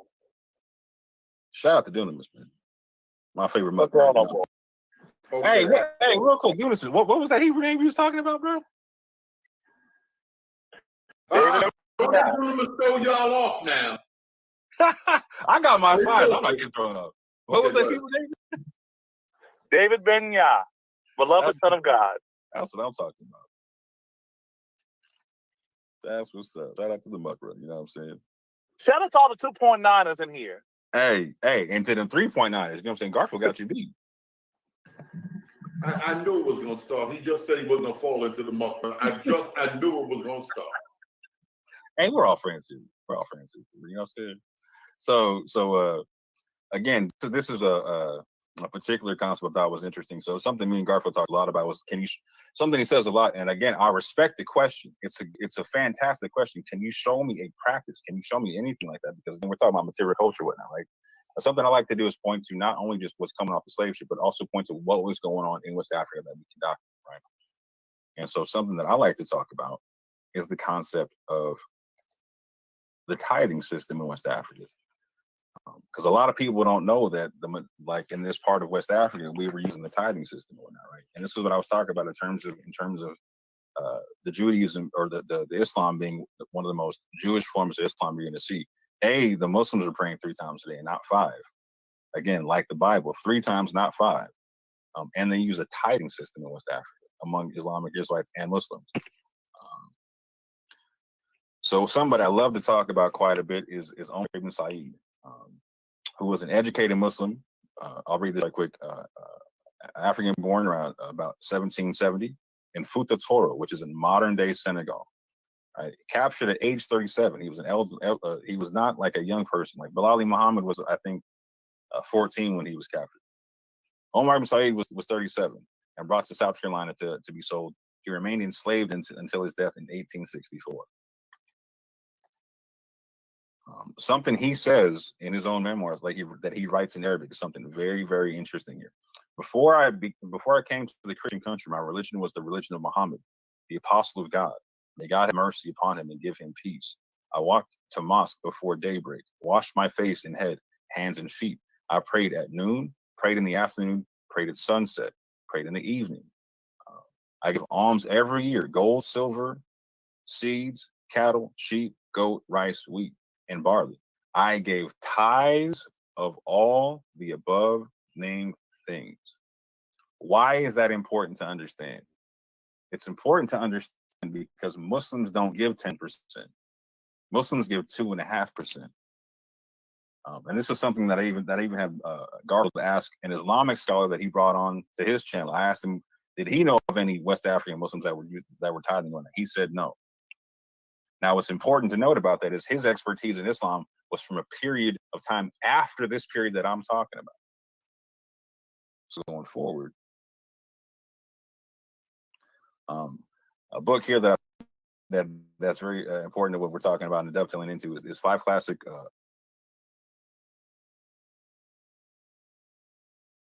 And this is something that I even have.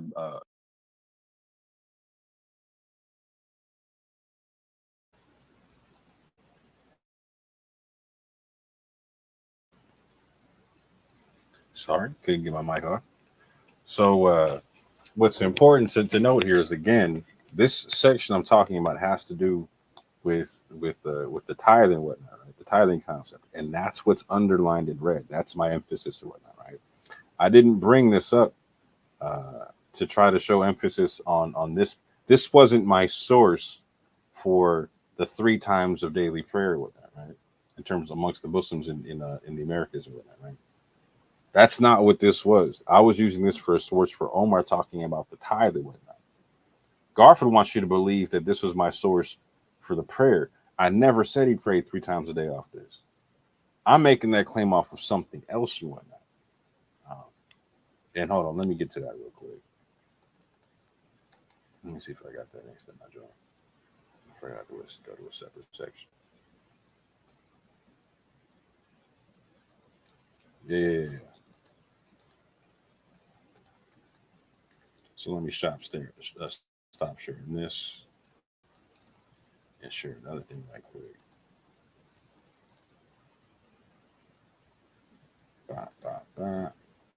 Go back to my presentation.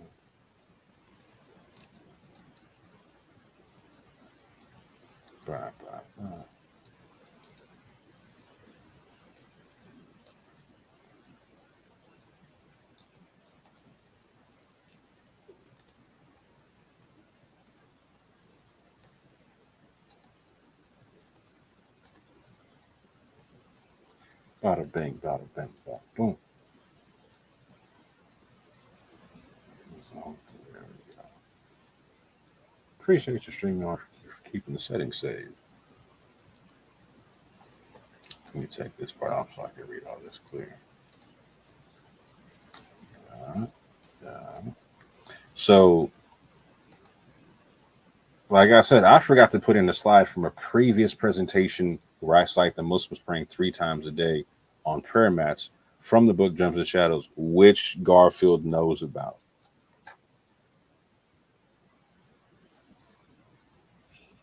Here was the issue. And for Garfield's ignorance, I got no issue with this part, right? Because he's shown to be ignorant about a lot of stuff that we cover and whatnot. And so I see where this is my issue, though, is he knows better. He's trying to cling to something to try to make something seem like it's something other than what it is. What happened was, one, I didn't put in a slide from a Drums and Shadow presentation. And then 2, I mixed up Omar ibn Said and Bilal Muhammad on prayer. So I make the claim that the Muslims and Omar ibn Said are praying 3 times a day.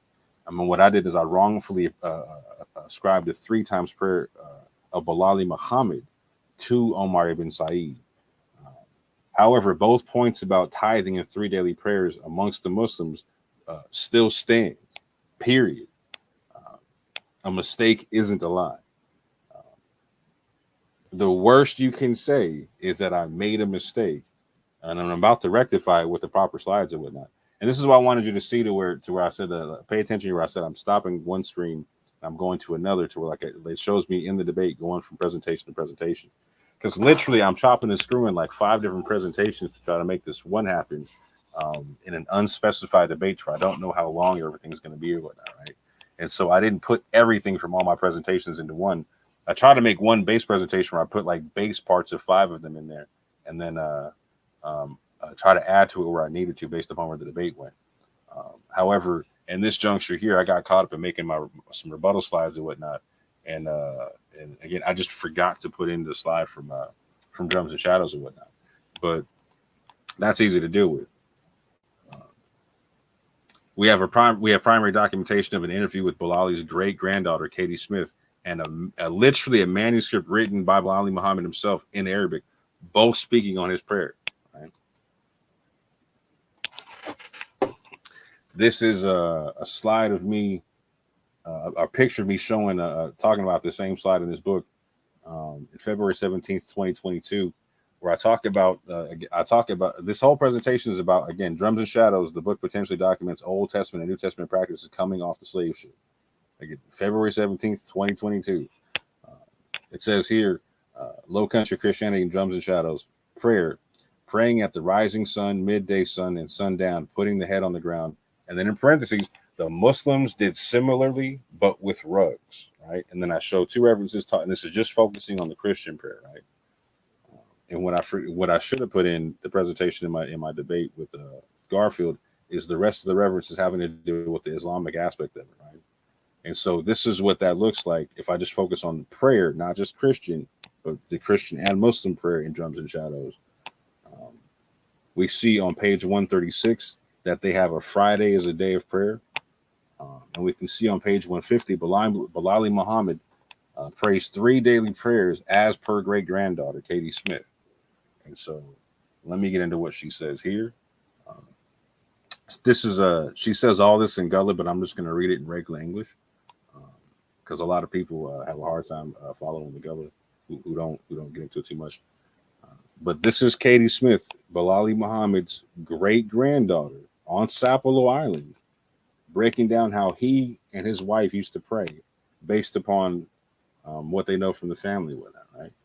It says Margaret and her daughter Kodo used to say that Bilal and his wife Phoebe prayed on the bead.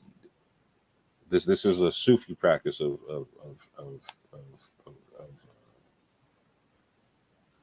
chanting certain stuff while you're doing those beads and whatnot. They call it zikr or dhikr. They were very particular about the time they pray, and they very regular about the hour. When the sun come up, when it's straight overhead, and when it's set. That's the time they pray. That's 3 times: when the sun comes up, when it's straight overhead, and when it sets. That's the time they pray.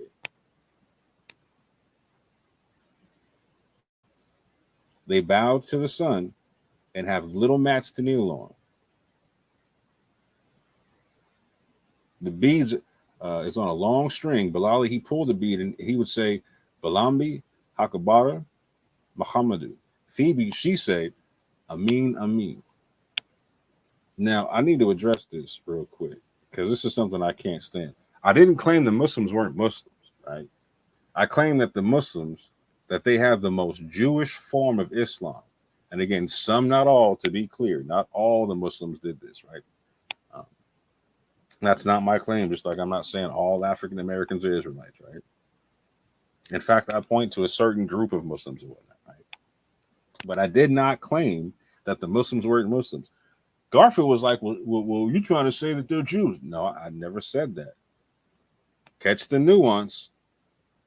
I know you're smart enough for this, Garfield. Catch the nuance. Still man my position. I claim that they have the most Jewish form of Islam. And I showed tithing and I showed 3 daily prayers and whatnot. Based upon what you just saw there, that was my source for the 3 daily prayers. Going back to 2022 and whatnot. Right?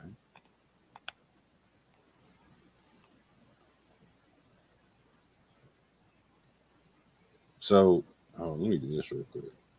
So again, I got no issue saying I was wrong about confusing Omar ibn Said for Bilal Muhammad and whatnot. But 2 things to be clear: I never said that what I read for Omar ibn Said about the tithe had anything to do with him praying 3 times a day. That was not my source for the 3 daily prayers, as I just showed you. And what you could clearly see highlighted on that screen was me underlining stuff about the tithe, not the prayer. I read the whole thing so it would be understood in context. Big difference. Big difference. You can say I made a mistake, but to call me a liar is straight out of line. And on top of that, I provided sources for my claim about the 3 daily prayers amongst the Muslims. Therefore, my claims about the tithing and the 3 daily prayers still stands.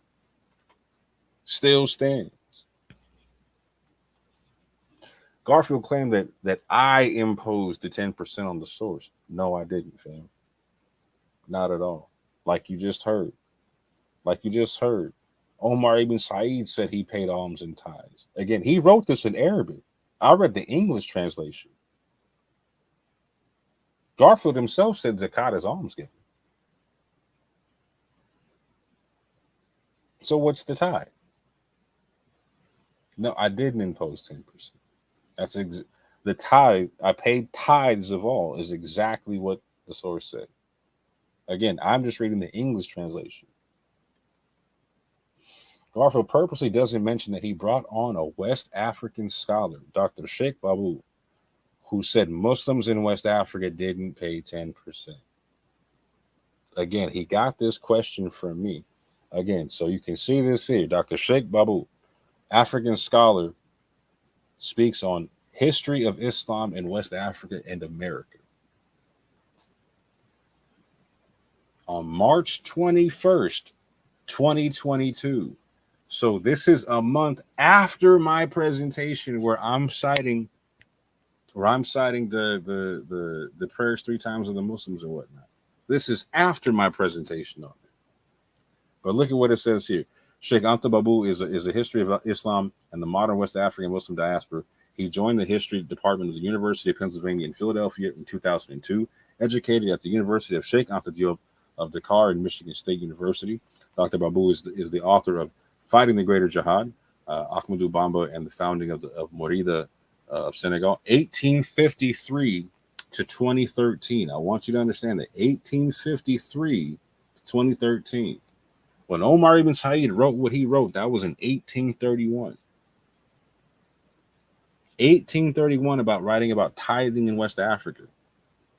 While he was in the Americas writing about that, right? I'm going to bring this up in a second, but you need to understand there's a big thing to understand about the time period of different Islams. One more time, of different Islams in West Africa.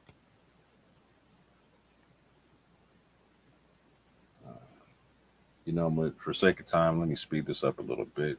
I'm gonna stop sharing this screen here, and I'm gonna share a snippet of that video real quick. And I put the link for the whole interview in the description. Let me get this set up real quick.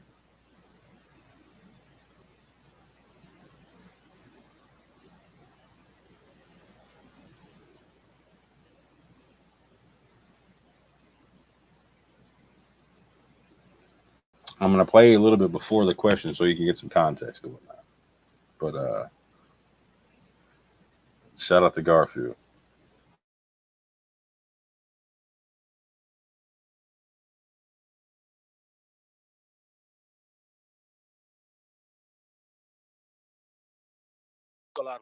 study Islam would make the same. That is unique to Islam. That is providing theological protection to competing faiths. I don't know of any religion that has its sacred scripture provision for theological protection to competing faiths.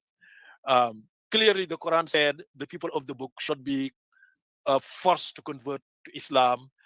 They should be protected, although they should not be considered as full citizens because they don't pay the zakat, they are not Muslim, but you owe them protection because they are people of the book. They believe in the same God you believe in, Allah, whatever they call it in Judaism and in Christianity, Muslim call it Allah. So you have that.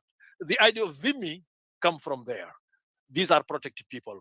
And what you have here is that when you have a Muslim ruler of goodwill, and I say it here, a Muslim ruler of goodwill, then he has a theological basis to protect Christians, to protect Jews.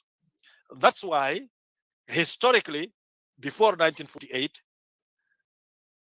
I can perhaps argue that the majority of Jews lived in Muslim countries, the Ottoman Empire, in Morocco, and other part of the Muslim world, because they have this theological protection, which they did not have in Europe.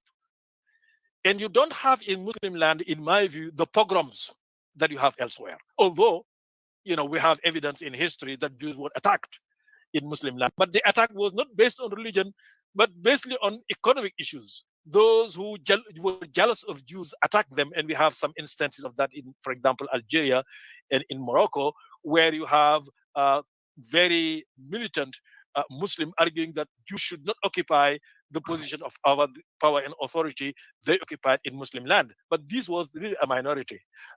We know, for example, the history of Maimonides and Salahuddin, who told Jews who were forcibly converted that they should return to their religion if they want to.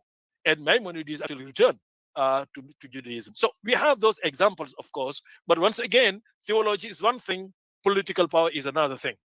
You can use it the way you want to. And certainly we have example in history where Jews have been oppressed in Muslim land, particularly after the move of Israel in 1948. But that kind of theological protection provide any Muslim ruler of goodwill a justification to protecting Jews and to protect his Christians. Okay. Why would Muslims in West Africa pay 10% for their zakat instead of 2.5%? I guess that's a religious question. Well, I don't know of examples in West Africa where people pay 10% of their income, let's say their savings, because zakat come from your savings. After you provide it for your family, what is that it is in the bank is where you need to pay 2.5% to zakat. And since West African nations, all of them are secular nations, there is no rule as how do you give your zakat. In the country from Senegal, people give their zakat sometimes to their imam, sometimes give it to their sheikh, Sufi sheikh. If you are a Sufi, you give it to your sheikh, or you give it to your Quranic teacher. And the measure is 2.5% of whatever it is that you have, or some measure of the staple food. Sometimes it's given in rice, sometimes it's given in millet, and the measure is done that way. I don't know of any West African countries where people give 10% of their saving for zakat. I'm not aware of that. Okay. For the audience that's watching, if you guys have any questions,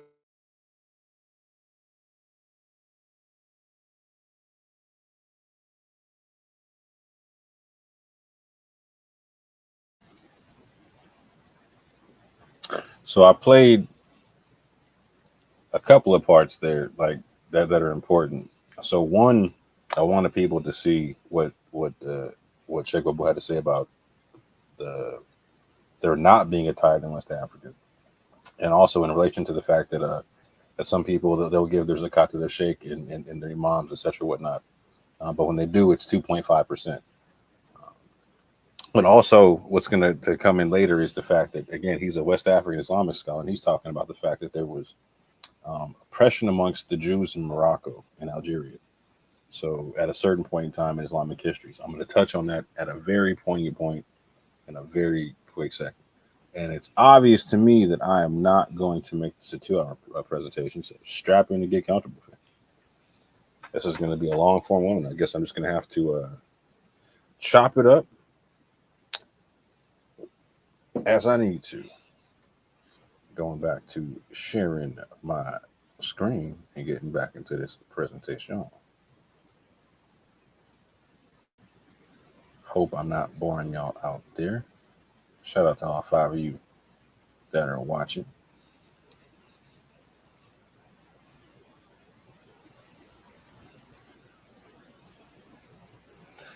So going further, Garfield purposely doesn't mention that he brought a source talking about a tenth of salt being taxed in 18th century Bundu or Guinea, established by the Almami. So this is a source that me and him go back and forth over quite a bit, is the Jahanki by Lamin Saneh, which I believe the previous West African Muslim scholar knew something about this guy. I can't remember his correlation to him, but I believe he knew something about this guy. But me and Garfield was sparred over this book a bunch of times. And in getting into that fallacy of omission concept, again, he was trying to tell people that on the one hand, that tithing with the 10% was a standard part of zakat in Islam, but at the same point in time, Muslims in West Africa didn't know anything about the tithe. The scholar he just brought on said that they didn't tithe in West Africa, and this source here, where he tries to bring out, where he tries to make it say something it doesn't say, where he tries to force it to say that the Bani Israel were named after a dream, which that's not what it says. It says that the center was. It also says this on page 55 that. Let me just read this whole thing. The Munda region in general was by the 18th century. Again, peep the time period. Was by the 18th century the scene. Now Bundu is in Guinea, modern day Guinea. Okay, in between Senegal and Sierra Leone. The Munda region in general was by the 18th century the scene of an active network of trade caravans, though few precise details are available on how this affected the Jahanki. Bundu is linked to the Bambuku by an artery of gold trade with a trickle of ivory and slaves flowing in. A similar trading link existed with Fouta Djallon, which is also in Guinea, as well as the European posts on the Gambia and Senegal River, from which traders obtained firearms, powder, Indian baft, hardware, amber, coral, glass, beads, and other luxury items. With the Moors to the north, trade was mainly in gum arabica. The Almami of Bundu also imposed a substantial trade levy on all transit goods, according to one source. A second part of such goods, which seems particularly heavy, also a tenth of the salt brought from the coast was paid in a tax. An annual tribute was paid by vessels of the Senegal Company and by the French government factory at Bakel. But also a tenth of the salt brought from the coast was paid in the tax.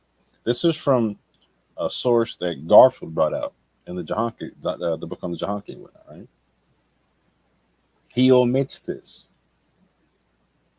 I start talking about tithing when West Africa. Oh no, the Muslims weren't doing that, but yet it was a standard part of Islam. Why is the Moor telling you that? But then at the same point in time, they weren't doing it, and at the same point in time, they got it from the Christians. We're out here, like I said, even the Russian judge got to give you mental gymnastics at 10 fair. But this is what kept happening during the debate, and what I'm doing more now is the same thing. If I'm going into his sources and proving what they're saying, how they're proving him wrong on what he's saying. Again, a pseudo always dies with their own source. Garfield tried to tie Muslims that tithe with Christian influence from the Council of Tours. This is what he said on Breen's channel. From the Council of Tours in 567 AD and the Council of Macon in 585 AD. So, if Muslims are using 10%, this is Garfield's argument, why couldn't they have gotten it from the Christians? And again, not just any Christians. These Central West African Muslims must have got it from the Council of Tours and the Council of Macon. 6th century Roman Catholic councils. Now, see, here's the issue with this, right? The problem is the Nubian and Ethiopian Christians that influenced the Sahel stopped following those councils in 451 AD with the Council of Chalcedon, or Chalcedon, however you say it, right? Ethiopian Christians and Nubian Christians were not following those councils that Garfield talked about, and had stopped following them in 451 AD, a century prior to. And again, these are the forms of Christianity that heavily influenced the Christianity in Western Sahel.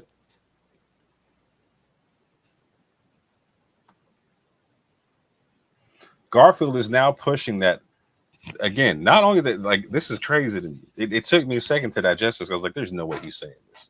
I had to go back and reach out. I was like, he's actually saying this. Garfield is now pushing that the only Jews in West Africa come from Spain and Portugal. That's his basic claim. But now he's also saying that all West African Christians were Roman Catholic, fam. That all West African Christians were Roman Catholic. And we've got documentation of anyway. So shout out to Dr. Vince Bantu. I've interviewed him on my channel, right? On that interview, we covered this book and we covered the actual cover to this book, right? So the cover to this book is literally a Nubian Christian nativity scene, to where you actually have African dancers with African masks or whatnot in the scene or whatnot, right? In the painting or whatnot, off to the side or whatnot. But they're Bambara people. They're Bambara people. These are people from the Western Sahel, man. These are people, and again, these aren't Roman Catholic Christians. It blew my mind. So again, in Garfield's paradigm, the only Jews in West Africa are European Jews that come in after the expulsion from Spain and whatnot, and in Spain and Portugal, and the only West African Christians there can be are Roman Catholic. There can't be any West African Christians like the Kingdom of Takrur that predates any Roman Catholics even being there. They can't be connected to Nubia and Ethiopia. They got to be Roman Catholic. That's crazy to me, fam. Super crazy. Garfield claimed I didn't speak on other forms of Islamic taxation. I clearly showed the Tarobe clerisy using tithing, 10%, zakat, 2.5%, jizya. I didn't know what they taxed. But they're talking about the Akhdimi. Like, so that's what when Garfield and Dr. Sheikh BABOU were talking about the dhimmis, the people with protected status. They pay the jizya tax. Didn't stipulate what that was. And I talk about the kums, the 20%. Garfield isn't being honest. How do you know? I literally, not only do I read it off the page, and it's underlined in the literal slide that I'm reading it off of during the debate. Garfield, if you want to prove me wrong, please do. But I literally read off that, again, in all these communities, again, this is the Tarobe clerisy. This is I say in the debate, now you hear me talk about them all the time, about this was a group of people who were the lower class poor people among enslaved classes, among the Hausa, the Wolof, the Fulani, the Mandinka, and the Tuareg. They came together to make one large group of themselves. And this is how they took care of themselves, right? They became the ulama among the clerisy amongst the Fulani, right? I say here in all these communities, or I read off here, in all these communities, taxation was based on the principle of the ushur, the tithe. It starts there. That's not where most Muslim communities start. That's not how that works in any way, shape, or you don't hear Muslims giving hutbahs about, like, we start our zakat with the ushur. You don't hear that. Garfield was talking about, like, oh, I was Muslim, this and the third. Fam, you never heard that happening. Based off the ushur? No, they'll say it's based off zakat, fam. Just like Sheikh BABOU just said. Dr. Sheikh BABOU, he didn't say 10%. He said 2.5%. That is zakat. But what did I read and what's underlined? That again, the taxation was based on the principle of the ushur levied on harvest and legacies, revenues from the ushur, the zakat, and jizya, as well as taxes collected on caravans, and a fifth, that's 20%. I say in the debate, that's the kums of revenues from military expeditions, were distributed by the imam and his officials in the form of public assistance. So again, they're paying the imams with this, right? And the imams are redistributing stuff, right? But I clearly name off the ushur, zakat, jizya, and then the 1/5 of revenues, the kums, for military expeditions. And my guys trying to act like I didn't mention this stuff. What I emphasized is in all these communities, taxation was based on the principle of the tithe. That is very unique in Islam. But he wants you to believe that the ushur and doing it this way is standard in Islam. Let's get into that. Again, his scholar on West African Islam said that 10% was not normal to pay, that Muslims pay 2.5%. Meanwhile, Garfield was reading from a nameless source on Wikipedia. At first, again, on Brian's channel, he didn't even show you the source. He was reading it blind to you. You guys are supposed to just take it as gospel. And then on his channel, he read it from Wikipedia. It showed you the Wikipedia, but didn't get into the source through. Well, let's get it. Let's go. Let's see what it's saying. The book Mizan by Javed Ahmed Ghamidi. Let's check it out. Oh, what? The source he read from ended up being from a modernist revisionist group of Muslims and still recognized the Torah-based tithing of ancient Jews.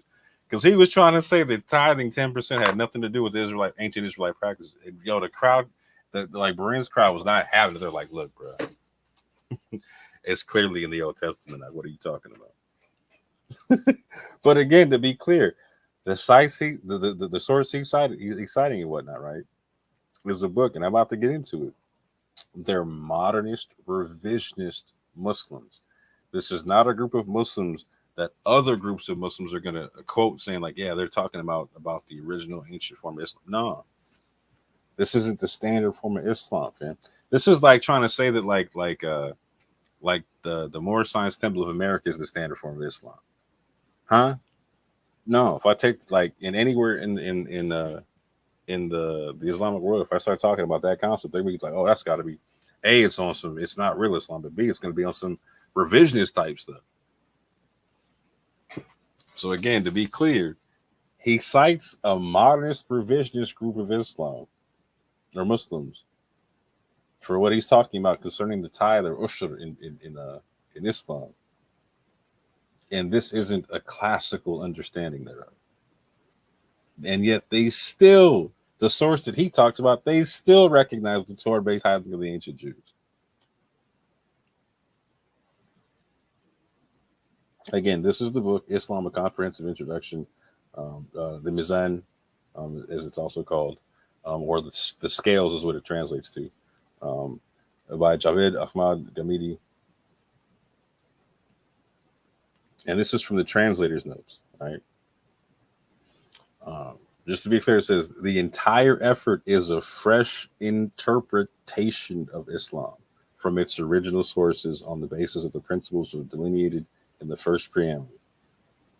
But it's a fresh interpretation of Islam. Again, this is from 2002.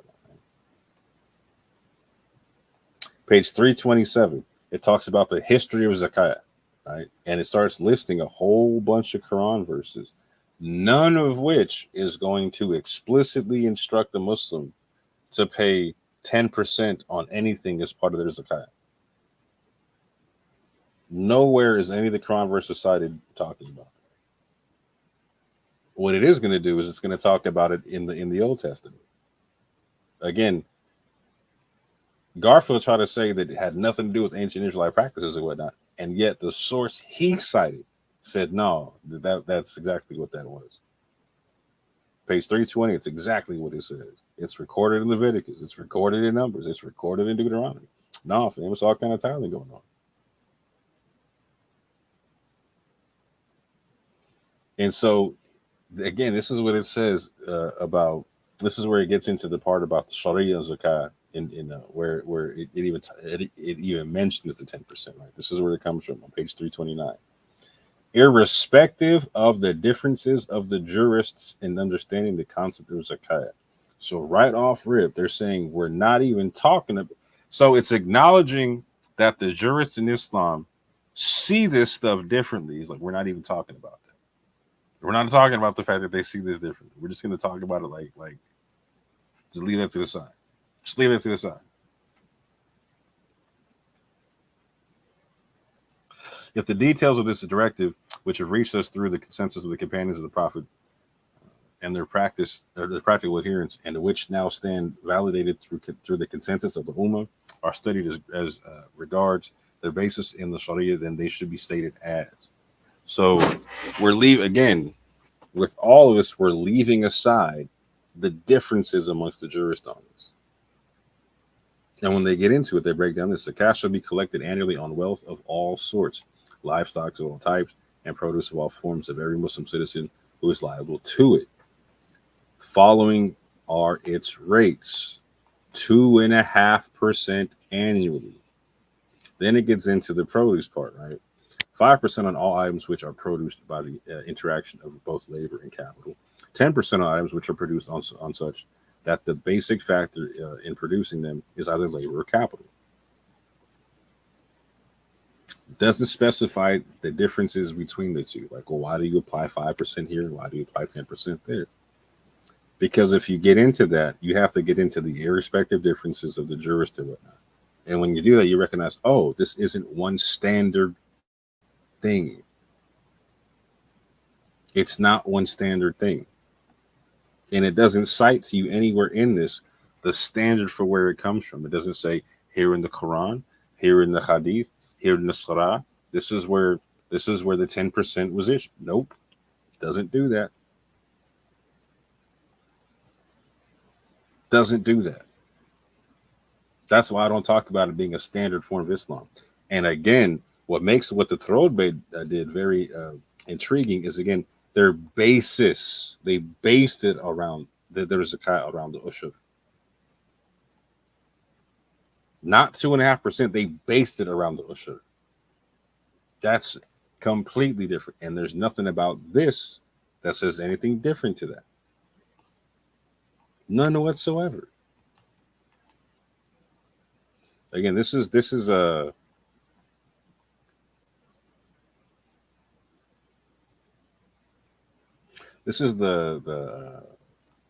organization that put the book together, etc. Right. This is Dr. Shazida Salim. But before I get into that, I want to touch this. Actually, I just want to get to this because I want to save some time. They talk about their story, right? And what they talk about is what they're doing is freeing, again, since inception, Al-Maurid's aim, again, these are the people who put forth the book, has been to conduct research, educate people, and disseminate Islam based purely on the Quran and Sunnah, freeing it from the external influences that have gradually clouded the religious thought of Muslims over the last 14 centuries. So what am I saying with that? Again, I'm pointing to the fact that this is a modernist revisionist group. And again, I'm not taking issue with them being a modernist revisionist group, but I'm pointing out that Garfield's trying to cite them as if they're talking about some classical view of Islam, in which they're not. What do I actually cite? And you know what? Again, like I said, I went to a whole different presentation. So let me go finish what I had in there, fam. This is what I actually had in that presentation that if I had, like, I wish I could have brought out during the debate. But like you hear me say all the time, you don't ever get to everything during the debate. Right?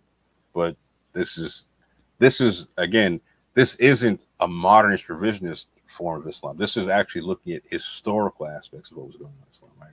So and traders in Muslim Spain. The commercial realignment of the Iberian Peninsula from 900 AD to 1500 AD. Page 127. Commercial tariffs were only one element in a larger system of Andalusi taxation. The bulk of government revenues were raised through taxes on land, kharaj, production and trade, ushur, poll taxes on Jews and Christians, jizya, and other levies. This is in North Spain and whatnot, right? Expenditures from the monies included maintenance of the Sultan's army and navy, and administrative costs, building projects, and at least in the Taifa period, the payment of Paria tribute to Christian Spanish rulers. So again, there's different forms of taxation and whatnot, but they mention the ushra there, right? The bulk of the government revenues were raised through taxes on land. Again, land, the bulk of it on land taxes. Production on trade, or production and trade, excuse me. So we're going to get into the production part and the trade part, because this is very important to understand, right? Page 128. Nevertheless, the ushur, usually with a basic rate of 10%, is mentioned again and again in medieval sources. Ibn Hakal reported that Andalusian European merchants arriving in the Maghreb, again, the Maghreb is North and Northwest Africa, that the Andalusi and European merchants arriving in the Maghreb in the mid-10th century were required to pay ushur upon reaching the North African coast. So the traders, the merchants, on whatever they were trading, they had to give up 10% and whatnot. This is where they're talking about it being a trade tax, right? The ushur is a trade tax. So again, from this is in the Maghreb, so this is in the area I'm talking about, right? In terms of the western part of the Sahel and whatnot, right? This is leading into that whole part there, right? So again, Ibn Akal reports that Andalusian European merchants arriving in the Maghreb paid in the mid-10th century were paying a tax on again what they were slinging coming off the coast and whatnot, right? And so the source for that is Ibn Akal, Kitab Surat al-Ard. The ushur was not only a mercantile tax, but was also levied on. I want you to pay attention to this part here, because the majority of what you're seeing is it being used as a mercantile tax, right? But watch this part here. But was also levied on agricultural produce under the Caliph Hakam I, 796 to 822. For example, Cordoba, right? Not everywhere, but this is an example, because we're talking about like the Cordoba Caliphate at this juncture. This isn't all of Islam. This isn't all of Islam. And it needs to be understood that they're also, Cordoba is one of the most Jewish parts of Al-Andalus at this point, right? You got the Jewish quarter not too far from the Mosque of Cordoba and whatnot, right? They're implementing the tithe there on agricultural produce. So that's everybody there, right? This isn't a trade tax on foreign people. So I want you to see the difference on this. There's a trade tax on foreign people, and then there's the production tax in certain places, not everywhere. And I want to emphasize that. I'm about to emphasize that again. Again, page 128. In theory, any merchant arriving in Muslim ports was required to pay a canonical tax, usually either ushur, literally 10, or khums, fifth, on his merchandise. As stated by 1/8th century legal scholar Abu Yusuf, taxes were calculated as a percentage of all goods valued at over 100 dirhams and varied with the religion and regional origin, again, and varied with the religion and regional origin of the merchant carrying the goods. According to his rules, Muslims paid 2.5%. Local non-Muslims, the dhimmis, right, the Christians and the Jews, paid 5%, and non-Muslims paid non-Muslim foreigners, harbis, paid 10%. Muslims paid 2.5%. Christians and Jews paid 5%. Non-Muslim foreigners paid 10%, and that's just on the good, like the trade stuff right there. You know? I want you to understand this real quick.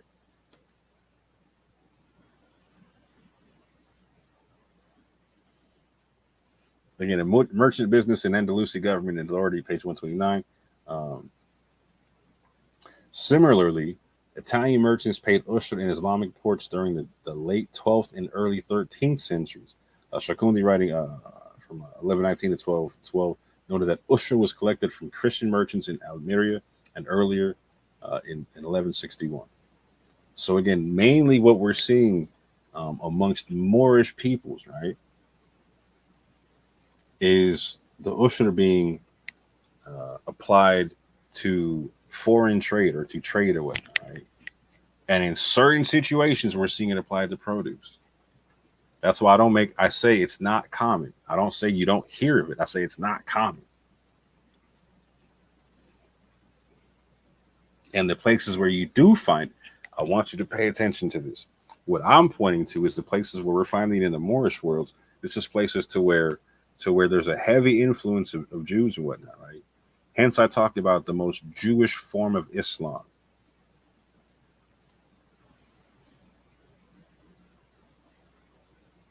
In the general history of Africa, it says this, and I want you to pay attention to this about the Tarobe, right? J.R. Willis informs us that the Tarobe were an eclectic group of Muslims drawn from diverse ethnic groups throughout the West and Central Sudan. That's the same as saying the West and Central Sahel. Tarobe society, he adds, comprised groups of individuals of Fulbe, Wolof, Mende, Hausa, Berber, slave, and caste origin. One more time. Tarobe society, he adds, comprised groups of individuals of Fulbe, Wolof, Mende, Hausa, Berber, slave, and caste origin. I keep trying to emphasize this part about the slave caste and whatnot in the Sahel and whatnot, in the Maghreb and whatnot. And Garfield kept trying to underplay that point like I wasn't even saying.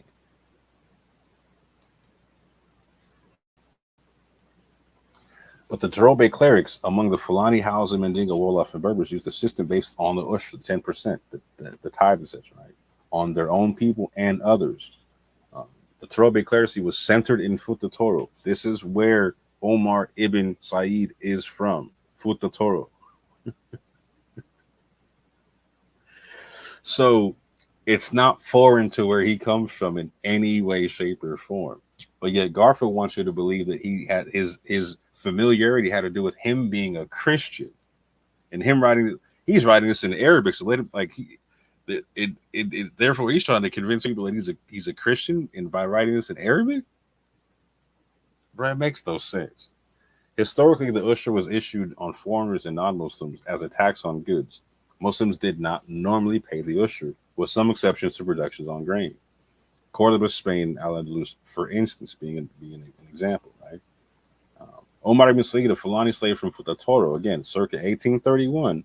This is 20 plus years before the time period that the West African scholar on Garfield's channel was talking about his period of expertise.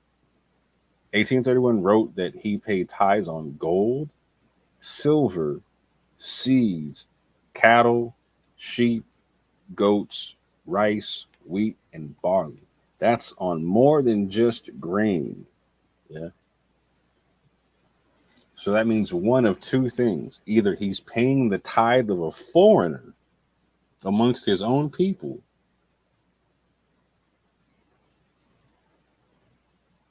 or they had a different way of doing it. And again, I keep emphasizing that this particular group of people, they based it around the Ushra, and that's not normal in any way, shape, and form for Islam. Either that, or they're taxing their own people like they're foreigners. If that's the case, show me. Show me.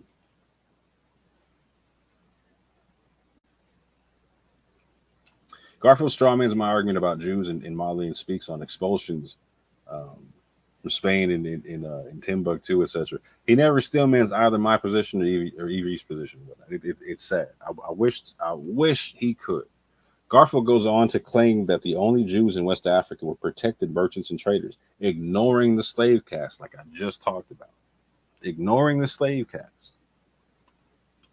In our debate, I acknowledge the merchant Jews of Walata in Mali, but I also recognize the Jews that were a regular part of the slave class in the Maghreb. That, again, his own sources talked about. Meanwhile, Garfield special pleads and will only acknowledge the merchant class of Jews and not the slave class, like the Janawa, the slaves from Lam, etc., etc., etc., etc., etc. Now, again, going back to the sources he's talking about, he didn't want to. He doesn't deal with this in any way, shape, or form. I keep begging. I beg him in the debate to deal with this stuff. He doesn't do it. In the 2 hours that it took to respond to the debate, an eon later, he still doesn't respond to this, right? So again, in his source, it says this. Valentin Fernandez says that Jews known as Gaul lived in the Western Sudan, that's the Western Sahel, in the country of Jolaffa, i.e. the Wolofs, and in Mandinga or Mandingo. They were black like other natives. They knew nothing of synagogues or the customs of other Jews, but they dwelt in villages of their own, despised by the Negroes. They acted, played music, and sang for a living. Another writer at the end of the 16th century doubts that these are real Jews. They were good-looking people, especially the women, and they roamed with their womenfolk from country to country like the gypsies. They worked as weavers, shoemakers, and ironworkers. In wartime, they were trumpeters, encouraging the fighters.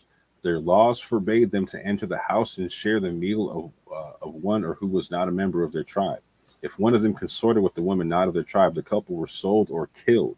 They did not bury their dead, but hid them in hollow tree trunks or hung them on trees. The Negroes believed that the burial of a Jew caused drought or harvest failure, since the Jews were an accused tribe. Again, that's your man's Valentin Fernandez reading about a servant class of these people, right? Fernandez reports that rich Jews, who, however, groaned under the yoke of their masters, the Muslims, lived in Walata. So again, I read this off during the debate, acknowledging both sides of it. They were itinerant traders, goldsmiths, and jewelers. Salt was exported from Walata to Timbuktu. There were Jews also at Futa. Again, so this is amongst the Fulani, who had been living there since ancient times.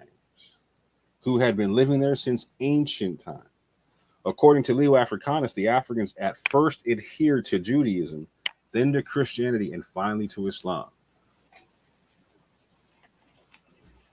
So there's two things he didn't deal with this, right? He didn't acknowledge the servant class amongst, again, we're talking about the Wolof, the Mandingo, the Fulani, etc.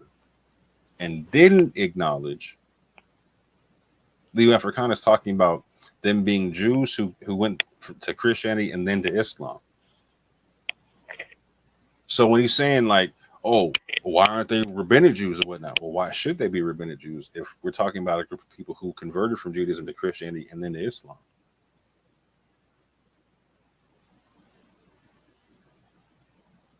It doesn't make sense.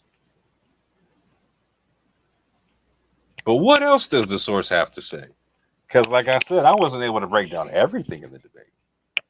But let's get into it. Page 321. These traders did not only go to Egypt, Sija Massa, which again, Egypt, Sija Massa, the seat of important, the seat of an important Jewish community. This is again in Morocco, whatnot, right?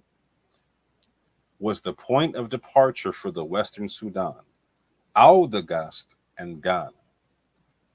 One more time, I want you to understand that Sija Massa, this is in Morocco, was the seat of an important Jewish community, was the point of departure for the Western Sudan, Audagast, and Ghana.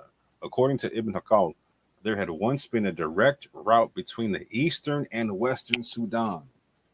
So in between, again, going from East Africa to West Africa, there had once been a direct route between the two, but the wind had covered the track with sand and enemies had dislocated traffic, and trade had thereupon moved to Sija Massa. The journey to Audagast lasted 2 months. It may be assumed that the Jewish traders advanced to the Western Sudan with conquering Berbers of the Sinhaja and Lamtuna tribes. It is probable that at the time of the consolidation of the Almoravid movement in the middle of the 11th century, which was accompanied by fighting and violence throughout southern Morocco, Jewish merchants preferred to move their families to the Sudan and to settle among the Negroes. This seems a likely historical substratum for the stories of Jews in the country of Lamlam and the country of Kamnuria, which we find in Idrisi, while Al-Bakri, who lived in the 11th century, knew nothing of the matter. So a lot's in this one little page here, right? So Garfield likes to attribute the Jews in West Africa, and particularly the Western Sahel and whatnot, to a migration from Spain and Portugal in the 15th and 16th century. But the source he brought up literally talks about a migration from Morocco to the Western Sahel in the middle of the 11th century. Those cannot be the same migrations. Those cannot be the same migrations. And also coming in with the ruling tribes of the Berbers, the Sinhacha and the Mtuna. These are not the Spanish and the Portuguese. These, again, I repeat, are not the Spanish and the Portuguese. But reading on. It will be through these families who lived in different oases that certain customs may have spread to the native tribes and thereby given rise to the stories. Thus, the severance of these tribes from the centers in southern Morocco, led to ignorance and intellectual decline. It may be that Idrisi's stories, in addition to the factual situation, reflect the contempt of the Almohads for all those who did not belong to their sect, and especially for the Jews. The assumption was there were Jewish refugees in the Sudan in the days of the Almoravids is supported by Ibn Abi Zar's story of Jews in the I haven't verified this place here in Tataklat region who fought the Sinhaja. I haven't verified that region. I don't know where that is specifically. I wish I knew where that was, and I'm going to find out very soon. But again, that's talking about another region, right? But whereas al-Bakri knew of the wars between Berbers, Muslims, and Negroes, but had not heard that the latter were Jews, it is not possible that Jewish refugees reached the region also in the days of the Almohads, and that this accounts for the changed tradition reflected in the Raud al-Qurtas. Valentin Fernandez's reports of Jews in the Western Sudan confirms the assumption as to the status of the Jews as traitors and as social inferiors. One more time.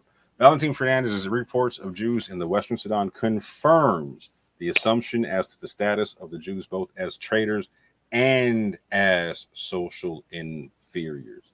So again, in Garfield's own source, The Problem of the Judaized Berbers, page 322, it confirms multiple times this, again, in other places, this concept of there being, yes, a Jewish traitor class, but also a class of social inferiors. A pseudo always dies at their own source.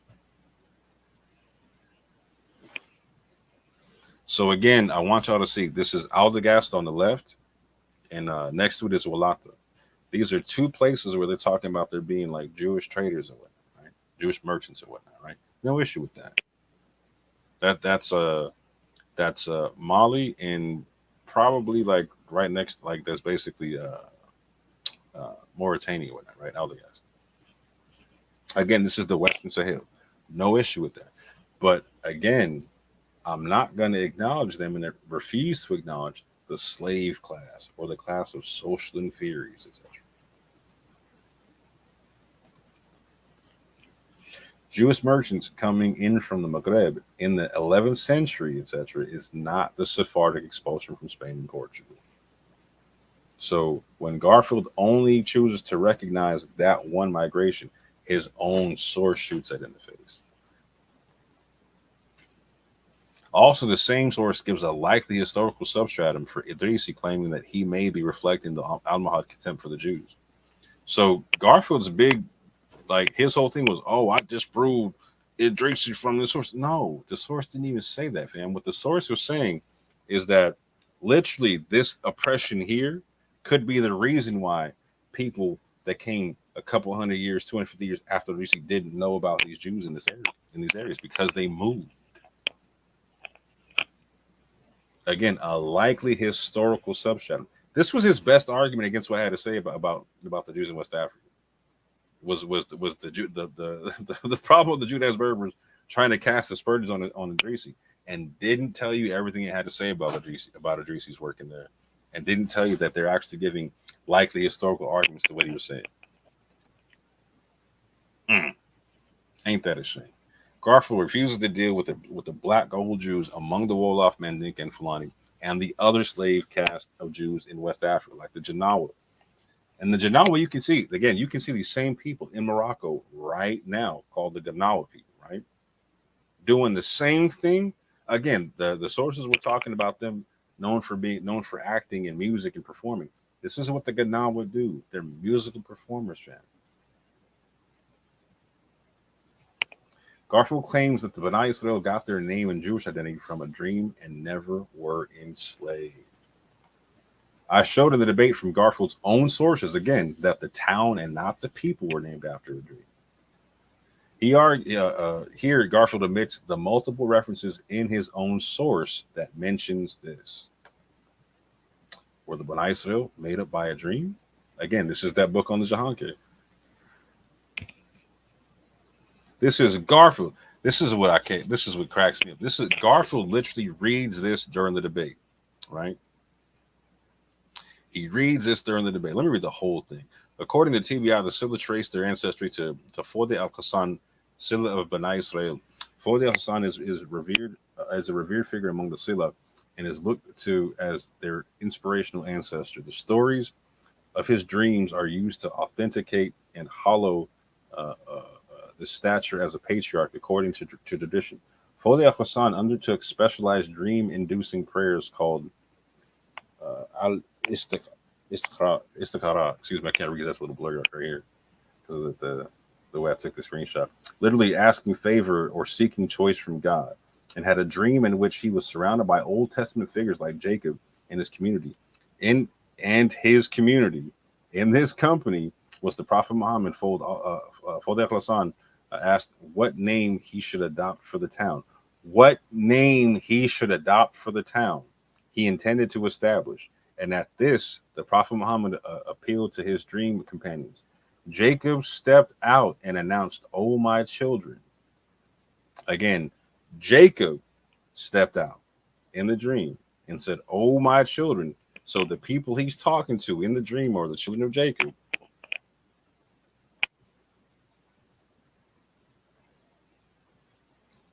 And withdrew.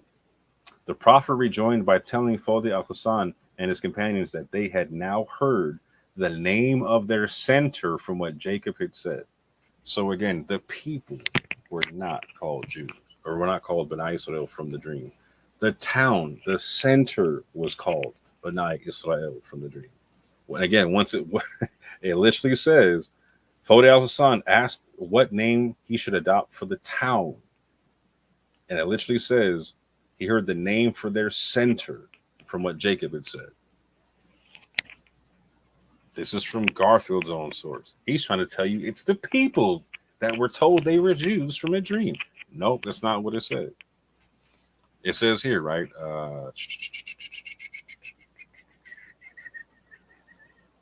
In Timbuktu, who originally where should I start this? They argue that Mahmoud Khatib was a Soninke scholar resident in Timbuktu, but who originally belonged to the circles of B'nai Israel, a name they took at its literal Arabic meaning as the children of Israel. This is from page 6 of the Jahanke book, right?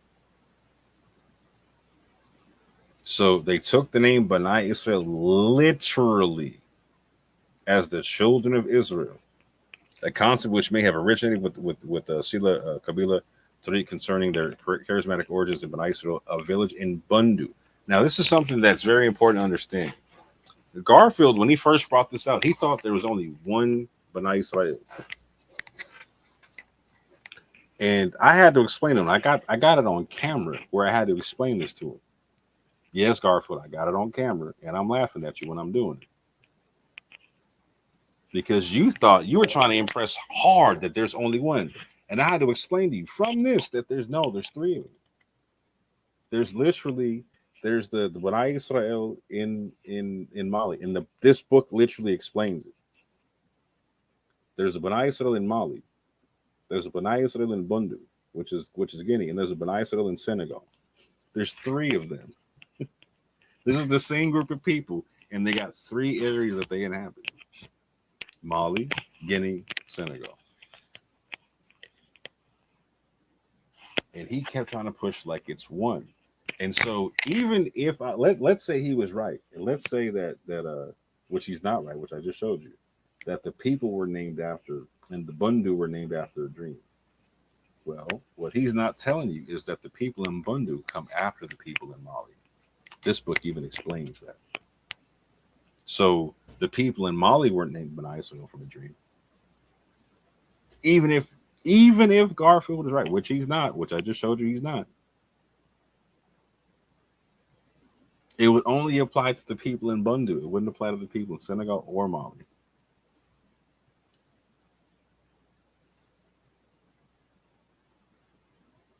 Yeah, I just showed that part. I put the same slide in twice. So watch. The CHEIKH al-Fatash mentions a Bani Israel in Messina in connection with the Battle of Tindirma, where it says certain horticultural traces of a flourishing Jewish colony called the Bani Israel were discovered. Although that was all that remained of these people, the tradition of that Fode al-Hassan Sila was the founder of Bani Israel in Bundu may have originated from the area in Messina described by the CHEIKH al-Fatash. Again, a pseudo always dies at their own source. Garfield claims that I denied speaking on Billy Simons in our debate. Again, listen to the tape. Garfield was manifesting so cold he couldn't hear me say. I literally acknowledged that I spoke on him in our debate. I brought up that I hadn't mentioned him in that current conversation. Again, that's a non sequitur. Me and Avery clearly relaying our position and whatnot. Why are you bringing this up? I asked him to show me what did he prove me wrong on. He didn't prove me wrong on anything about Billy Simons in that debate.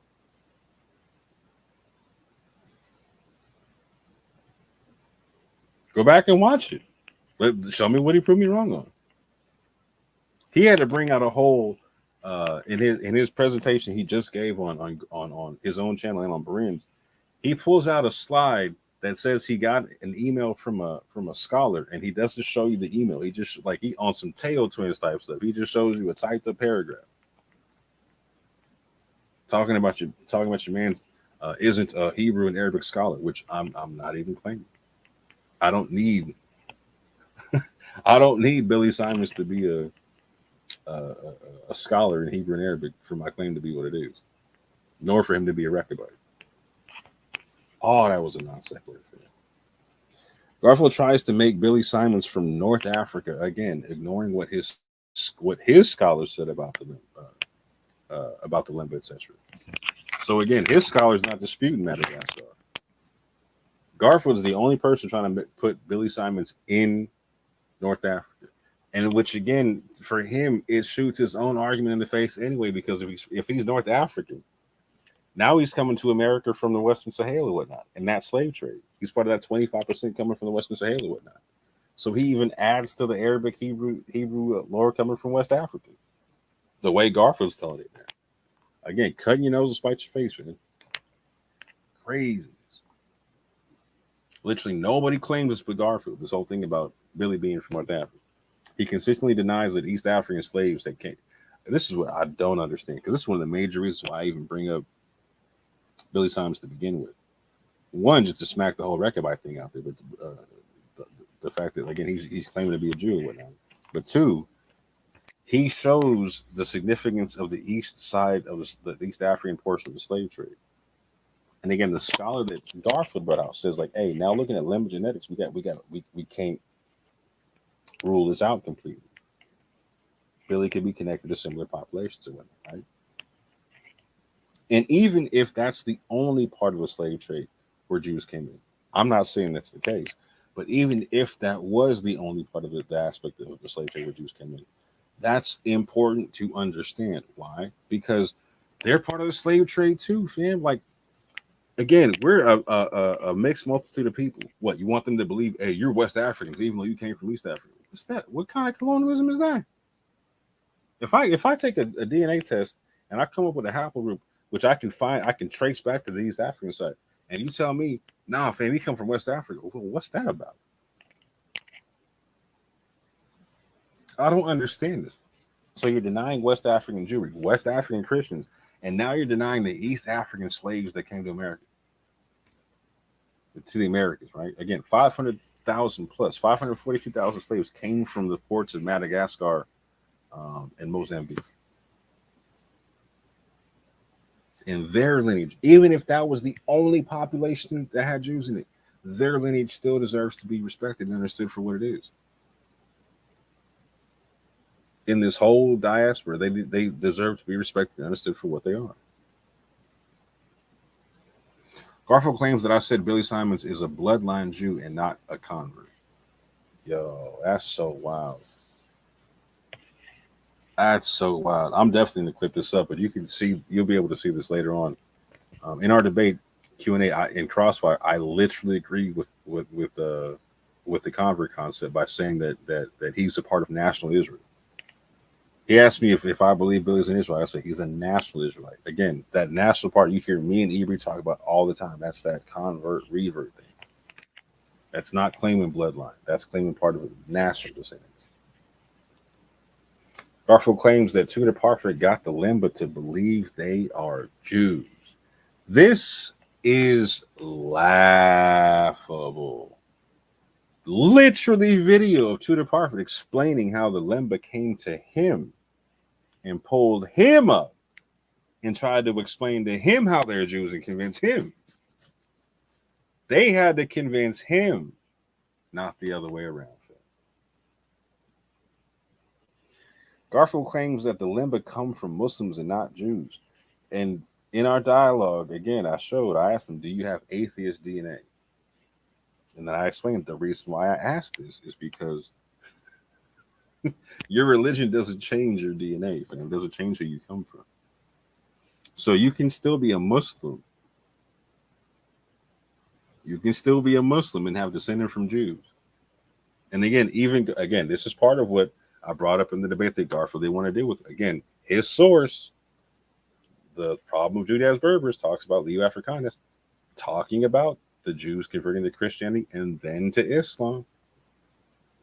And then he has the nerve to come out and say, he says this in his presentations where he's trying to explain where I'm wrong. He literally says, well, now there's a minority of scholars in the field that agree with Moore.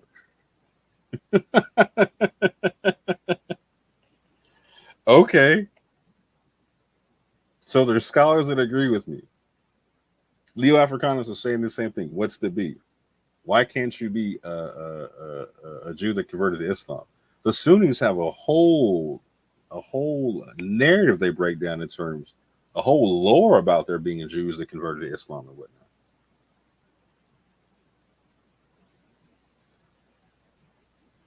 So we're talking about the B'nai Israel. We're talking about the people in Senegal. They don't descend from who they descend from because they changed their religion.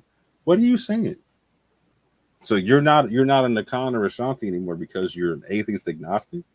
Bruh, special pleading in its fullest, and it doesn't make sense. Like, nobody gets this point.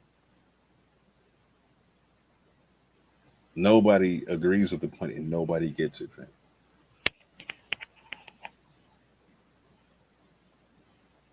Being a Muslim doesn't negate someone descending from Jews, just like being an atheist doesn't negate someone descending from the Ashanti or the Khan. It's just that simple. Claim 11.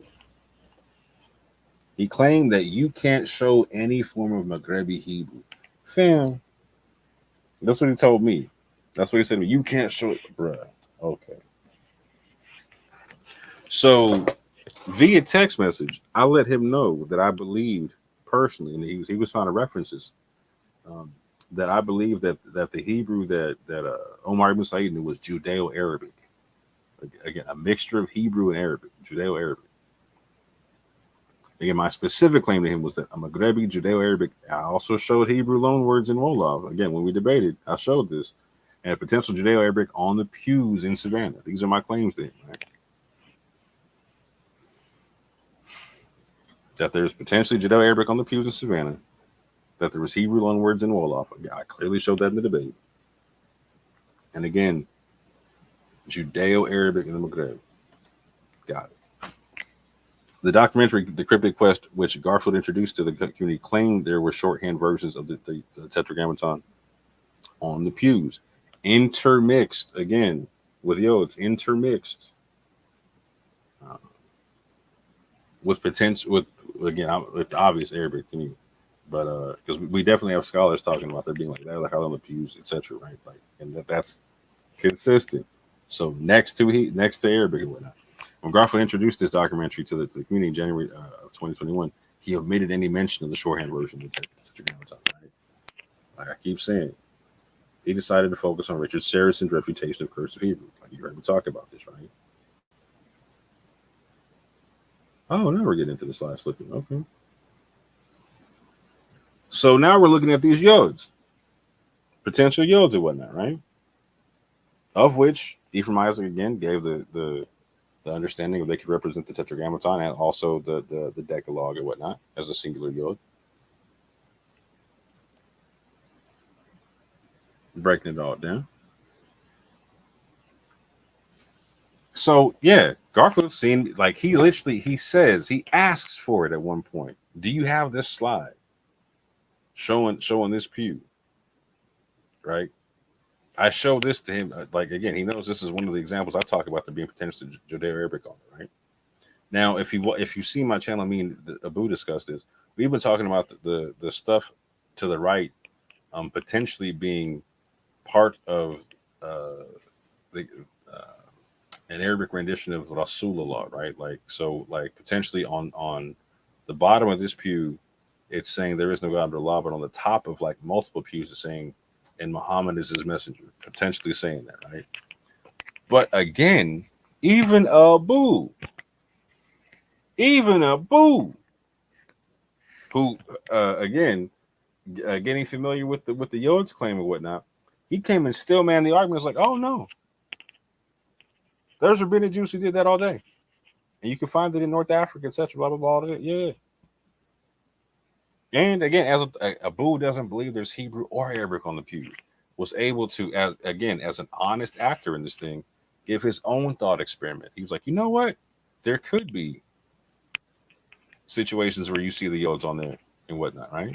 And particularly in correlation with Quran, again, Quran verses and whatnot. And correlating perfectly in the sense to where what potentially would be the yods over the Arabic would be saying the name of God over the word God. So the God of humanity being, again, the shorthand version of the Tetragrammaton. So again, the concept of Judeo-Arabic, right? This is what I'm talking about, right? Now, again, going back to his source, this is your man's pulling out the problem of Judaized Berbers. This is what's so hilarious to me. This is him pulling it out on screen. Check out what it says. There are texts in the Maghrebi Arabic Jewish dialect. This is him. This is him pulling it out. He showed this slide. There are texts in the Maghrebi Arabic Jewish dialect, and yet he's claiming it don't exist, fam. And yet he's claiming it don't exist. Again, going back to that source, right? Traditions concerning Judaized Berbers and Negroes in the Sudan occur in Arab literary sources from the 12th century onward.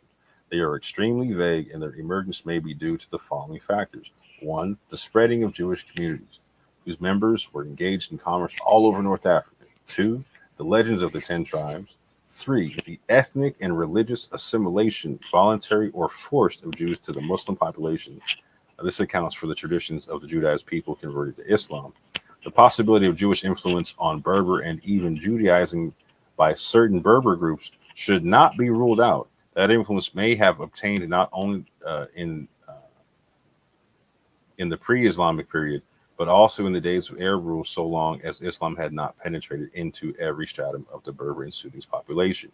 It should not be assumed that it was very profound. And again, I don't make the claim of, I wasn't arguing about a Judaized Berber population. Not what I was talking about from this source. And it was hilarious to me that Garfield tried to pretend like I was.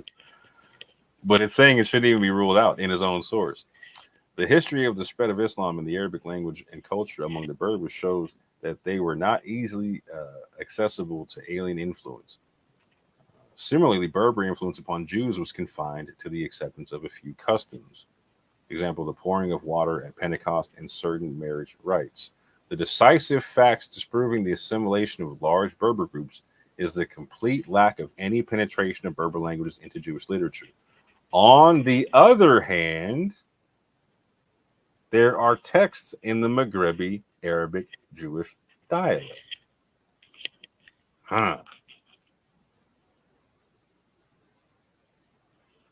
Yeah. Again, a pseudo always dies at their own source. Again, why is this all important? Because Garfield claimed that I omitted pertinent information from a source I cited, the problem of Judaized Berbers, right? I didn't cite, and this is the cold part. So this is the one part of the entire article that Garfield even cites, right? Let me read it for you, Garfield, so you don't flip out. The sources available do not permit of the determination of whether in his histories of Jewish Negroes in the Western Sudan, Idrisi relied on tradition he had received on whether they were products of his imagination. Al-Bakri, who preceded Idrisi in 100 years, indeed mentions Malal and Dao, but he knows nothing of the Jewish inhabitants. Ibn Khaldun, 250 years after Idrisi, omits the whole story of the Jews, although, again, this should be understood because Ibn Khaldun heavily focuses on this. As will be seen below, he has a great deal to say about Judaized Berbers. Some scholars regard the story of the Jews of the country of Lamlam as the product of a fertile Arab imagination. But the source of the names Kamnuri and Nikira, which according to Idrisi's topography are in present-day Mauritania, between Wadi Dara in the north of the Senegal and in the south, is Ptolemy. It seems that Idrisi is referring to a group, to a Negro population akin to the people of ancient Ghana, which had been vanquished by the Berbers. No importance should be attached to the tradition of their Judaization. No importance should be attached to their tradition of their Judaization. That's one of the lines he likes to focus on hard. But again, it's talking about the Berbers right there. I'm not even worried about that part, right? But this is what he talks about. He wants to focus on what Idrisi has to say about Kemnoria and about Lamlam and whatnot, right? And about Nikita and whatnot. But I don't cite any of that from this. I cite that from, well, I'll get into it in a second, but what I cite from this source is about Valentin Fernandez and about Leo Africanus. He doesn't deal with that in any way, shape, or form. But what I also showed you was that this same article ends up still manning Idrisi and also gives a historical stratum to his claims.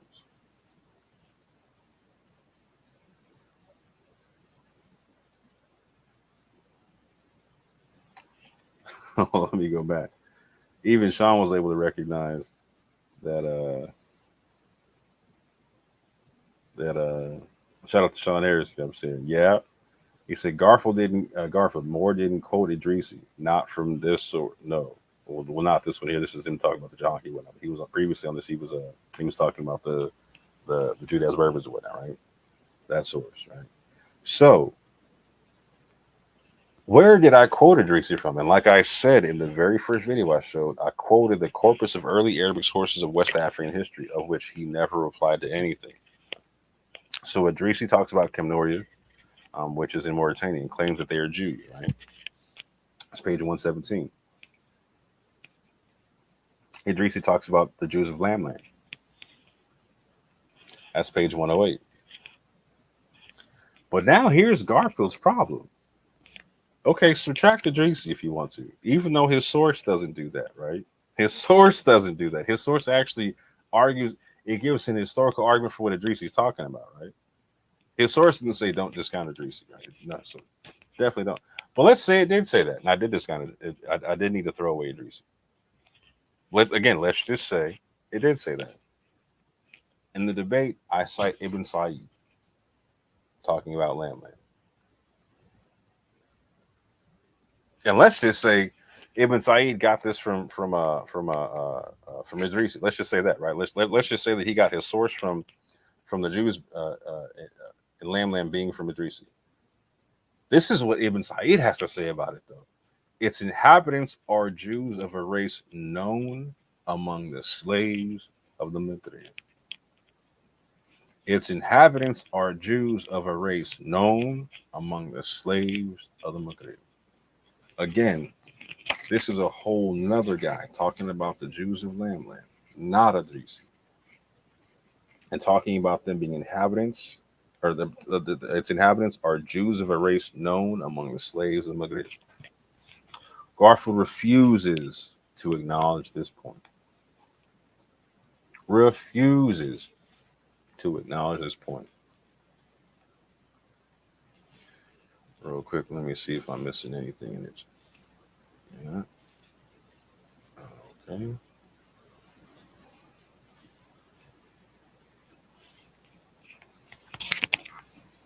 And here I cite Al-Zuhri, page 99. Again, not Idrisi. Not that there's anything wrong with citing Idrisi, even based upon the source that Garfield cited. I cite this: the people of Zafun take again. Zafun is Diafuni or Giafoni, which is in again Mali.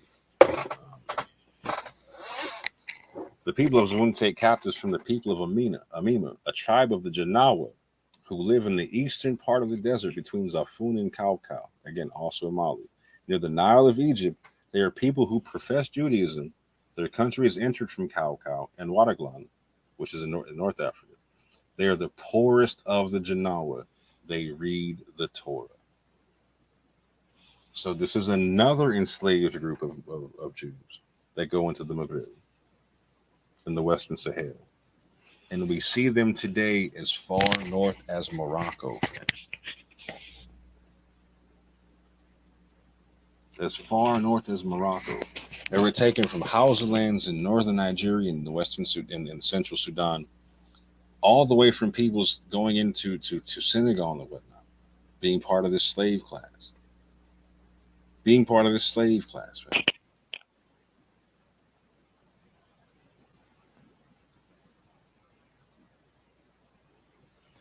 Again, these are people that I was talking about. I showed and talked about in the Western Sahel that are connected to Jewish populations, but converted to Islam. We got the Bani Israel of Senegal. Now this is the slave class, right? This is the Ganawa or the Janawa that I just read you about. They're in Morocco right now, playing music, right? Just like Valentin Fernandez was describing and whatnot. Amongst the slave class, amongst the Wolof, Mandinka, and Fulani. And many of these people are connected to that same slave class, same slave trade. And it's the same slave trade we come from. We share all kinds of genetics with these people. All kinds of genetics with these people. You have, again, from the same slave trade, the Harts in the Mauritania.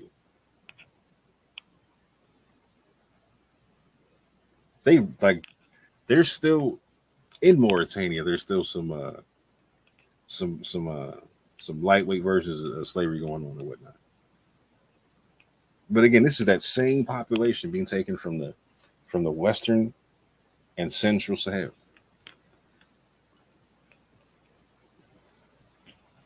They're related to the Sahrawi people of the Western Sahara and whatnot, right?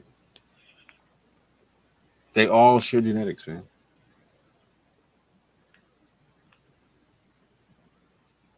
And they're all still there, man.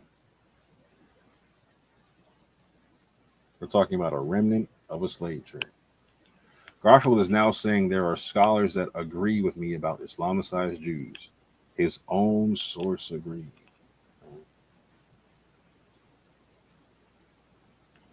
His own source agreed with that concept. So why is he trying to buck me on this concept, man? And then also at the same time, it didn't happen, but scholars agree with you, bruh. Like, just stop it. Stop playing.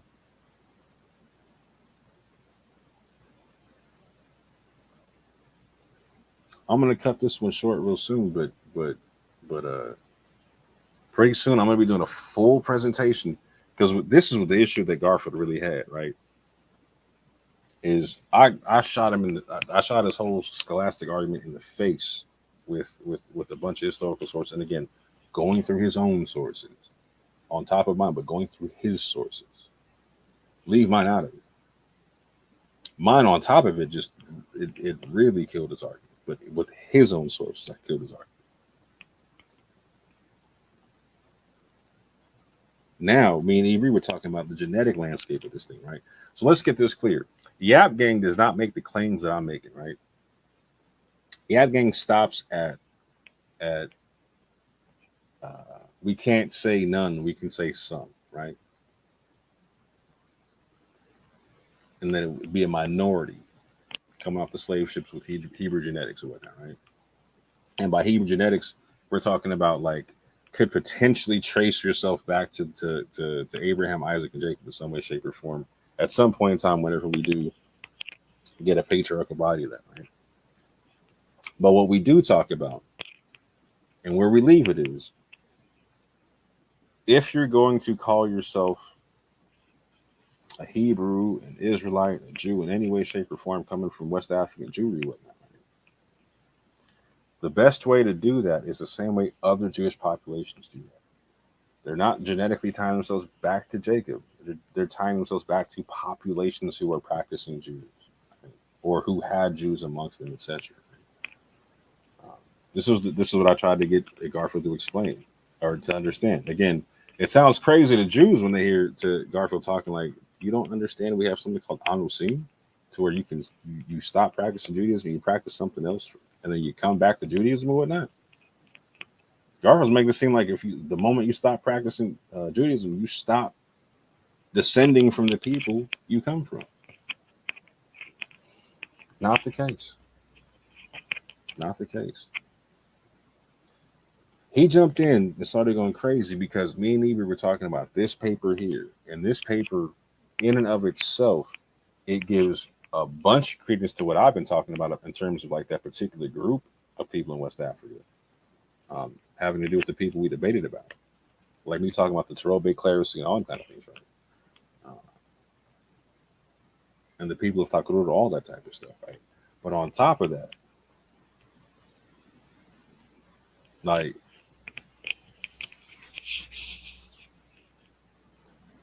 it doesn't just kill his argument. It makes it to where he has to change his argument. And that's what he's trying to save himself from doing. He doesn't want to go from saying none to some. He doesn't want to take that L and admit that L. Now, the UA, shout out to them. They're already re-terraforming how they speak about this. I appreciate them for that, right? But Garfield, now it's your turn, fam. Now it's your turn. You got to see me about this now, bro, because you called me a liar on this, fam. You got to see me about this now. So in this paper, right, we're talking about the Fulani people. Excuse me. Oh, the population history and admixture of the Fulani people from the Sahel. We were discussing this paper, and Garfield wanted to interrupt and filibuster because he knew what we were about to say was about to really break some hearts.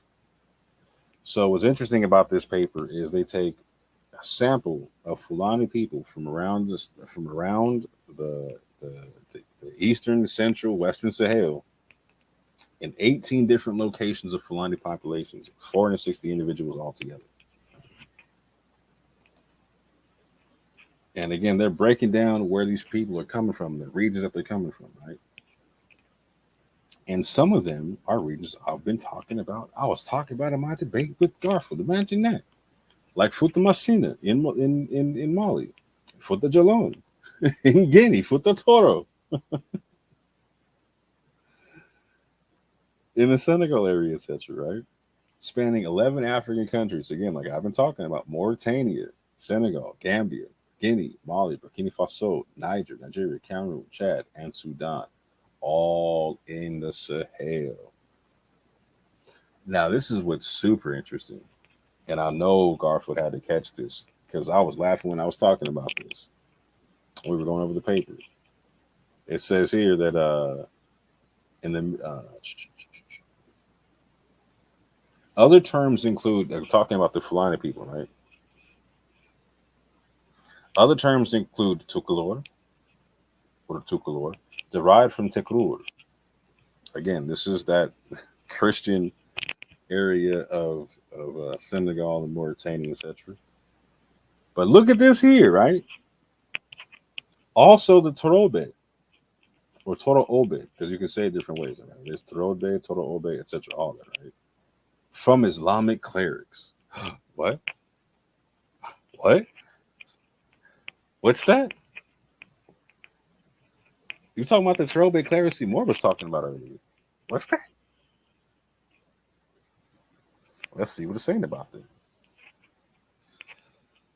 It's saying one of the first studies that focused on the fully nomadic groups of Fulani in Chad, Cameroon, Burkina Faso showed that most of the Fulani mtDNA haplogroups, 80%, were associated with West African ancestry. Now, pay attention to this because I said this to Garfield. This is what I was saying when he was interrupting us and whatnot. But a non-negligible amount, meaning you can't discount it, 20% was of West Eurasian or North African origin. These results were later confirmed in a large-scale study, which also included new mtDNA from local Fulani populations in Mali and Niger.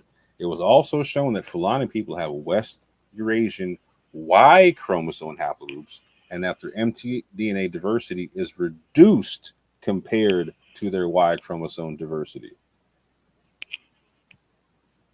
That the 20% number is small.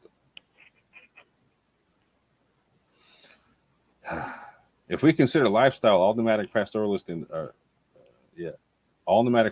Sahel are more likely than sedentary farmers to carry West Eurasian mtDNA haplogroups. Interestingly, nomadic pastoralists share mtDNA lineages belonging to the haplogroups U5, B1b, and H1, which arose in sub-Saharan Africa after the dispersal of southwestern European populations around 8.6 thousand years ago.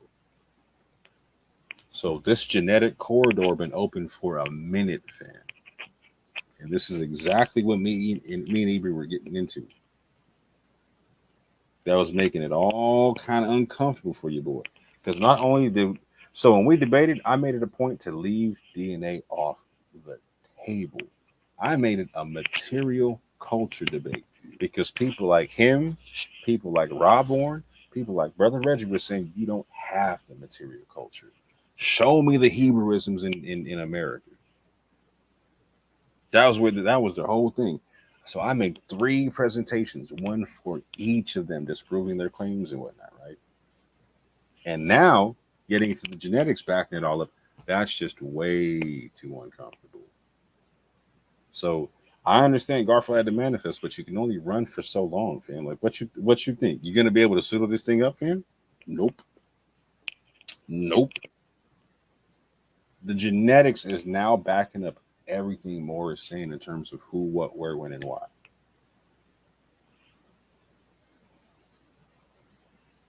Again, a pseudo always dies at their own source, fam.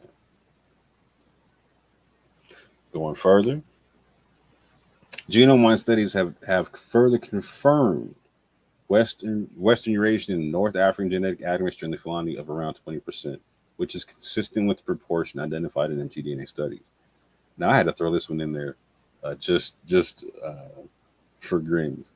They have a high frequency of the that's 13.9102 allele, also present among European population, as well as certain Western Sahelian pastoralists such as the Moors and Tuareg. Just for grins, man. Just for grins. So I'm going to stop sharing this one for right now. And I'm going to share another one for just a little bit. And then I'm going to end this because it is way longer than I wanted it to be. Yeah, I'm at 3:19. That's way too long. But I'm going to share this other one real quick and try to run through this super fast because I do not want it to be 3.5 hours for certain. For certain. So Avery and I were on a vocab channel at one point, and we were making the argument, an alternative argument for a different understanding of the cohemodal haplogroup and haplotype, etc. And we were talking with vocab about it because vocab likes to use the CMH as a potential biblical proof. And so we went on there and talked about not only do we see a different version of the CMH and whatnot, but we can also, if you take a different version of it, an alternative version of it, you can still have your biblical proofs when it comes to DNA and whatnot. Because we were showing that the mixed multitude model showed an African admixture in all modern Jewish populations, basically, right? Going back to a time period that when you looked at the date range and the averages and whatnot, could have been the founding population of the nation of Israel and whatnot, i.e. the mixed multitude.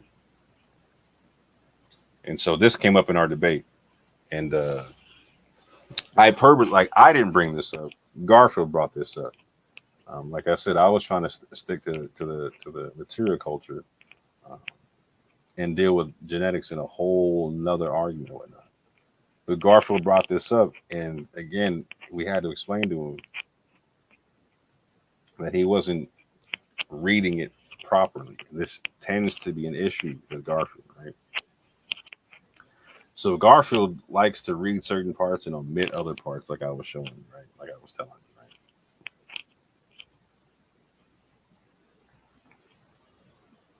There's a couple of papers here. I'm going to go through them both a little bit. So we were talking about in the first paper I'm going to go over real quick is the history of African gene flow paper. Just real briefly, because we cite this quite a bit, right? 11 groups harbor 4 to 15% African ancestry, which is an average mixture.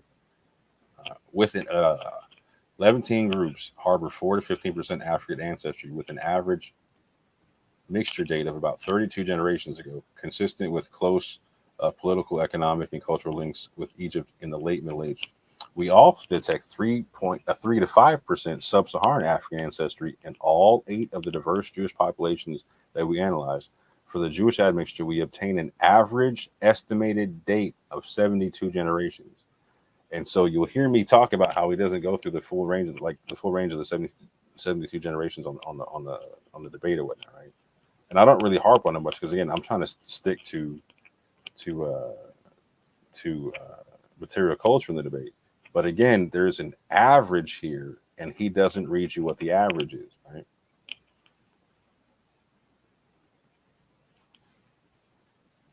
Let me just get to that part for sake of time so we can just skip this part. So again,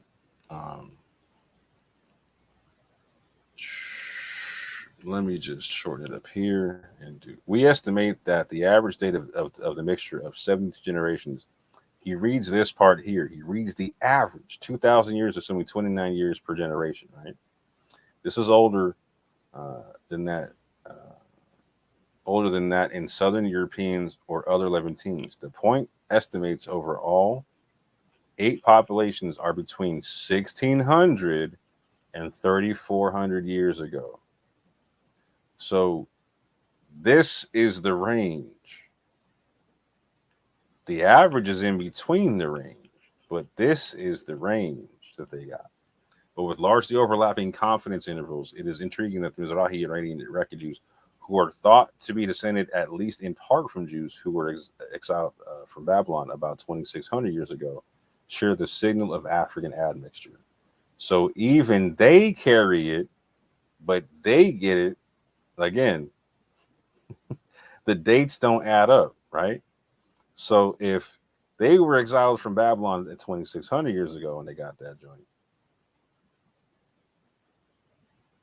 you got to make that work, Garfield. So again, that's why we're talking about the range here, right? And then when you go to that range, that date range is the potential founding date of the nation of Israel, right? Sorry to bore y'all with the science stuff, but it is what it is. And we also, again, this study also talks about the DNA that they found in those 8 populations being consistent with that between the Luya people in East Africa and people like the Yoruba in West Africa, right?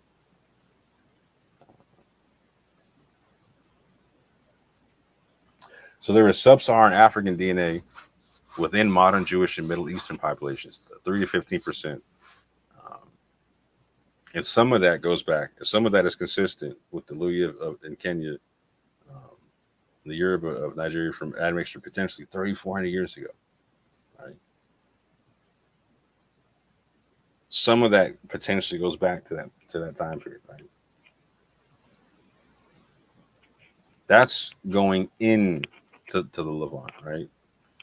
Then we also talk about it coming out of the Levant, right?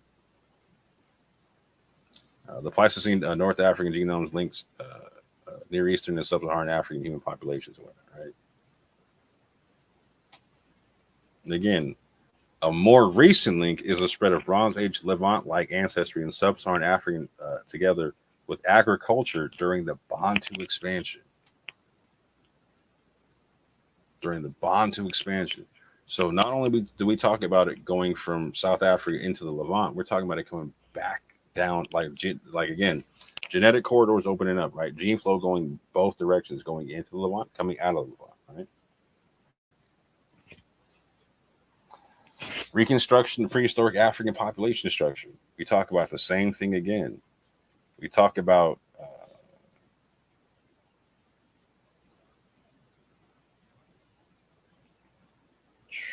we're talking about all these people here, blah, blah, blah, blah, blah. That's consistent with having 100%, again, all these different peoples here. That's consistent with Mende related Western African related ancestry. The Mandinka from the Western African coast are fitted as having 2.8 plus or minus 0.6 Levant Neolithic related ancestry.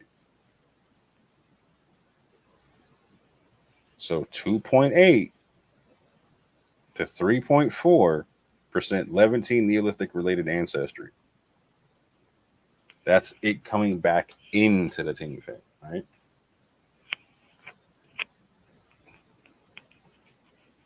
There is Neolithic era Levantine DNA within modern Mandinka of West Africa. Right?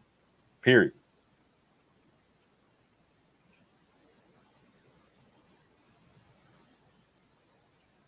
Part of the groups I've been talking about, right? Now here's their haplogroup profile, right?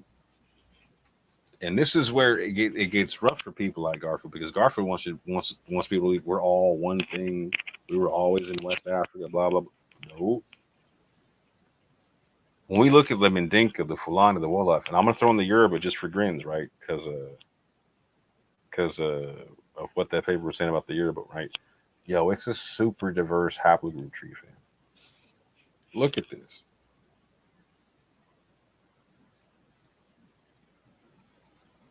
That's the Yoruba. Again, nobody's monolithic in this thing. Everybody, like I'm showing you, is a mixed multitude.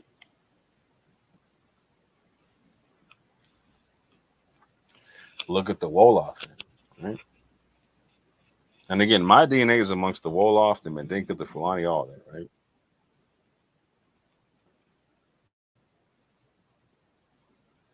Fulani Y DNA. Again, it's super diverse. Super diverse. Show you the whole spread together with all 4, right? And it's a super mixed multitude. Haplogroup A, B, EM132, EM2, EM191, EU175, EM78, EM81, E2, RV88, TM184. Fan, that's a whole mixed multitude. We got A, B, E1A, all kind of E1B1A, E1B1B, E2, RV88, haplogroup R, haplogroup fan, whole mixed multitude. Whole mixed multitude in this piece, right? Now, this is the DNA in Mauritania and the Western Sahara, right? Again, also super diverse. And even for people like Vocab Malone, for him, you got to be haplogroup J to be a Jew. Well, they even got haplogroup J there too. Along with my DNA, along with my grandfather's DNA, right? The EM123. That's upstream of people like my grandfather, even people like Dante Fortune. Shout out to Dante.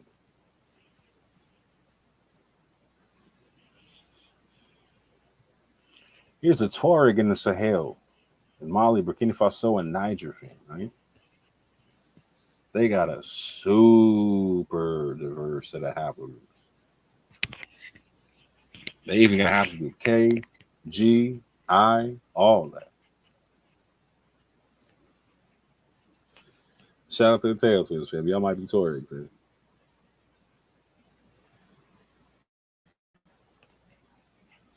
And here's what's interesting. These are the different haplogroups amongst different groups of world Jewry, right?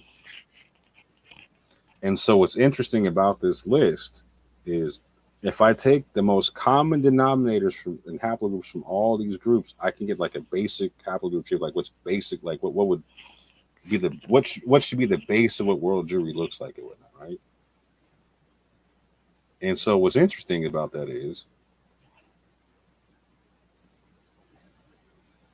hold on, I compared them with the different haplogroup trees I'm seeing in the Sahel and also amongst the different groups of African Jewry, North African Jewry, Yemenite Jewry, again, they came into Africa, etc. Ethiopian Jews, Lemba Jews, all that type of stuff, right?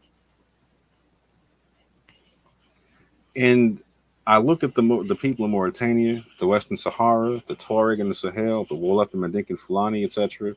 And I get a potential haplogroup tree for what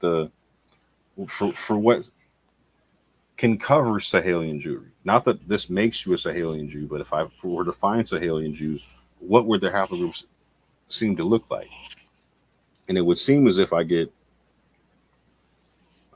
this potential group down here, right? And what's interesting about this group, when I'm looking at all these different haplogroups and whatnot, and the different groups of Jewry they connect to, and the different groups in the Sahel, etc., they connect to, and I compare them all together.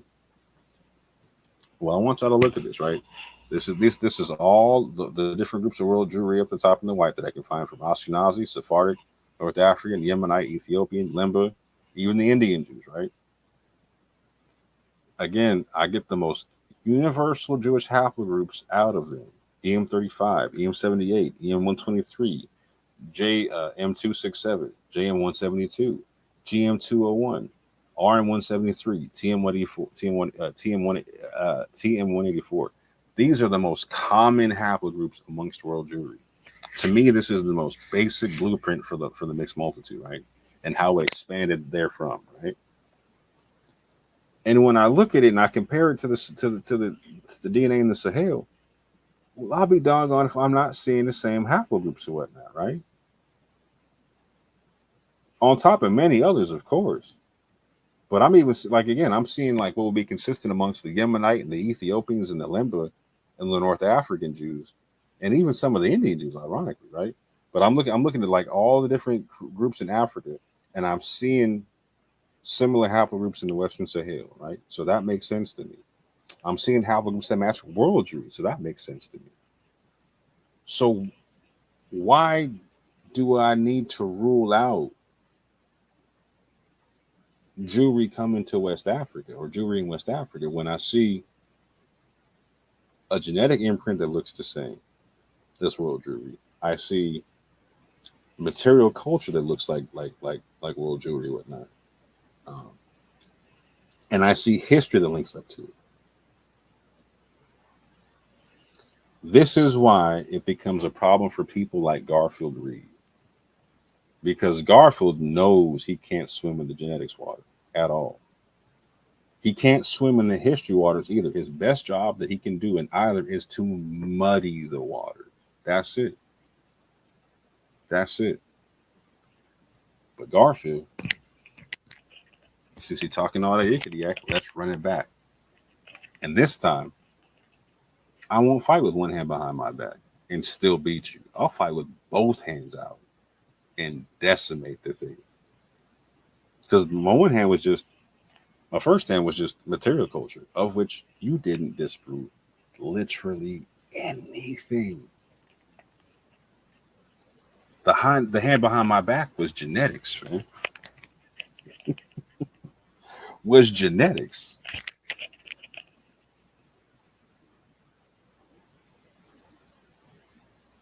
You got nothing for either one, fam. And if you do, cool. Let's see what it is. Let's do the show. I'll come on your channel. Run the debate.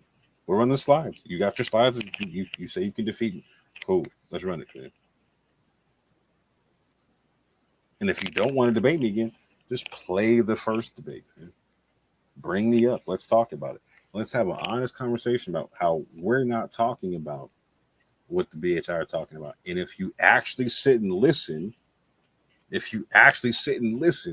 Garfield, what I'm proposing completely kills all the extreme stuff, because I'm putting out a set of numbers, of which I'll be doing real soon,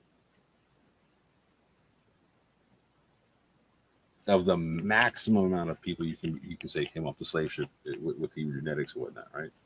And connections to Jews, the maximum amount of people. And it's nowhere near the numbers the BHI are talking about.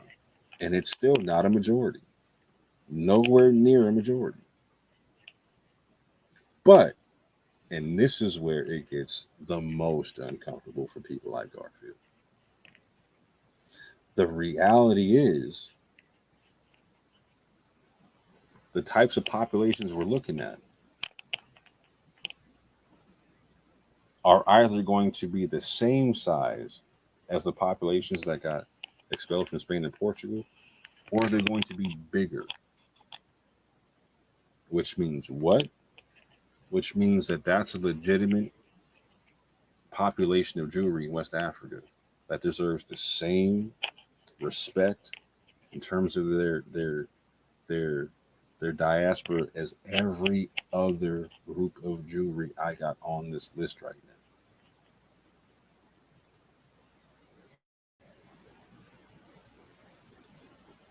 That's exactly what that means.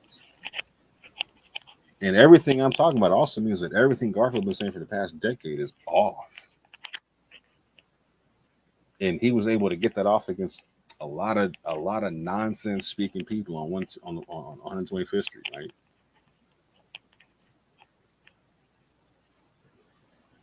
Like, shame on people like Divine Prospect and Zion Lex for not smashing this stuff earlier, right?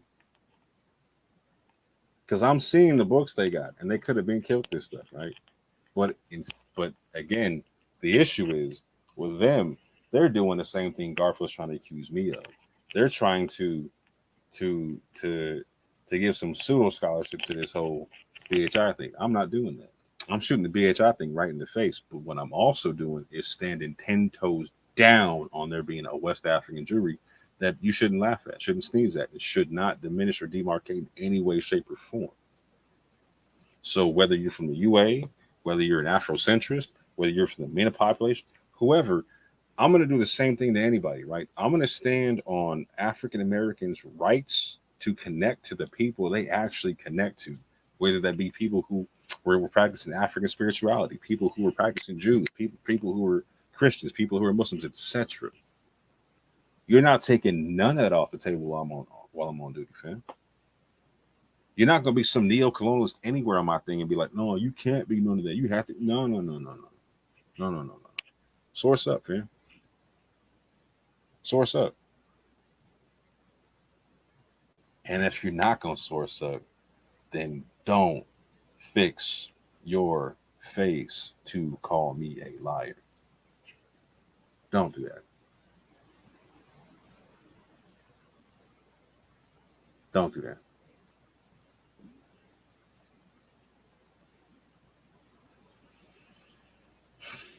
So as a quick recap, Garfield and I debated this topic about did any Israelite people or practices come off the slave ship, right? Not are all African Americans Israelites. Not are all African Americans Moors. None of that stuff, right? Did any Israelites or practices come off the slave ships? I emphatically showed my case. Even in the debate, he had to give me props like, "Oh, you showed the culture in West Africa." Garfield couldn't disprove anything I said in the debate, and it got worse in modern times when he's trying to come in and clean up after himself now, because he's literally pulling out sources that prove that he doesn't know what he's saying.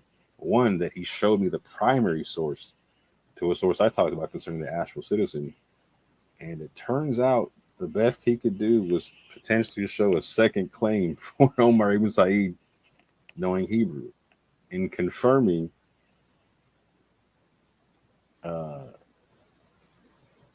a second confirmation of Billy Simon's knowing Hebrew, right?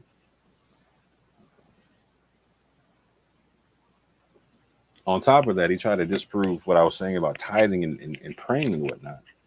And again, ended up with the tithing part, ended up trying to cite modernist revisionist Muslims to disprove what I was saying about history. And again, I was able to go into historical sources and show you what it was. In terms of praying 3 times a day, I never said that praying 3 times a day made anybody made Omar ibn Said a Jew or any Muslim a Jew that prayed 3 times a day.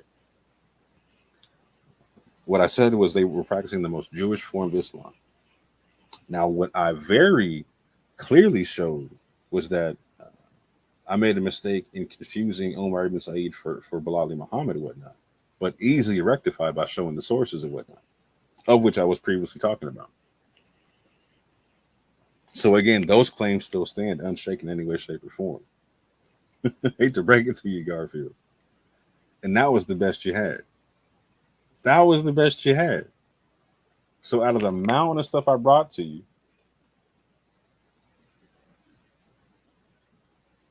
you didn't disprove any of it, man. And if you did, just bring me on. Let's talk about it, fam.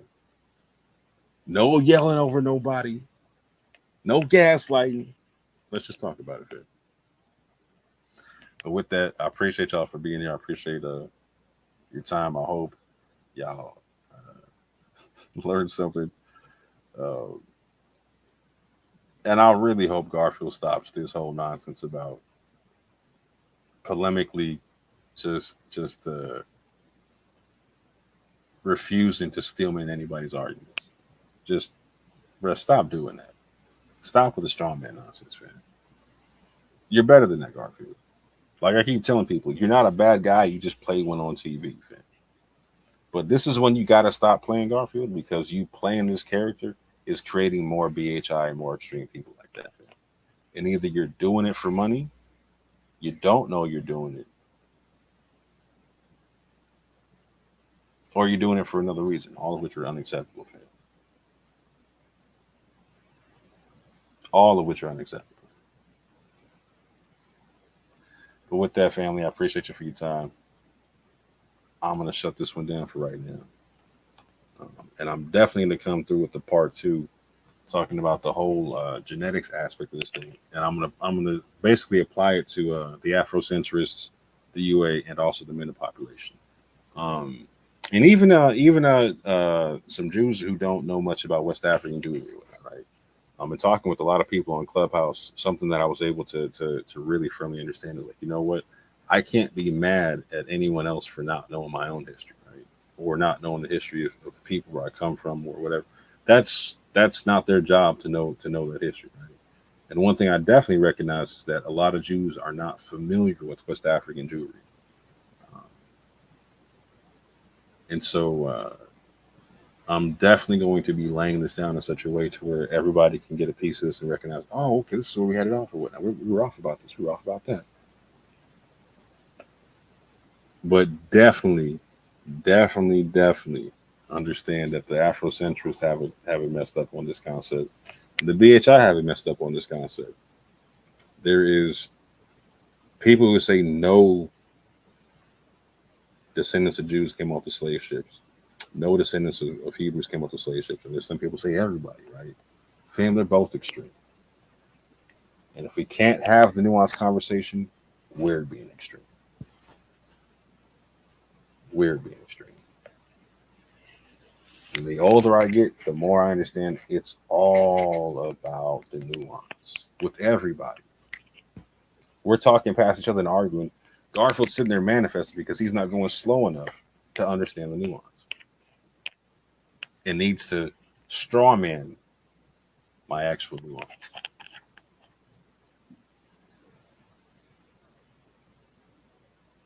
But not.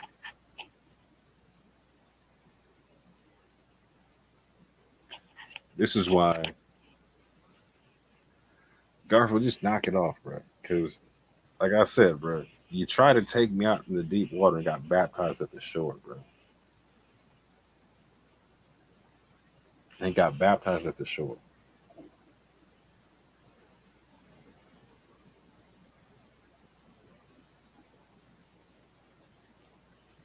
This has got to stop, man.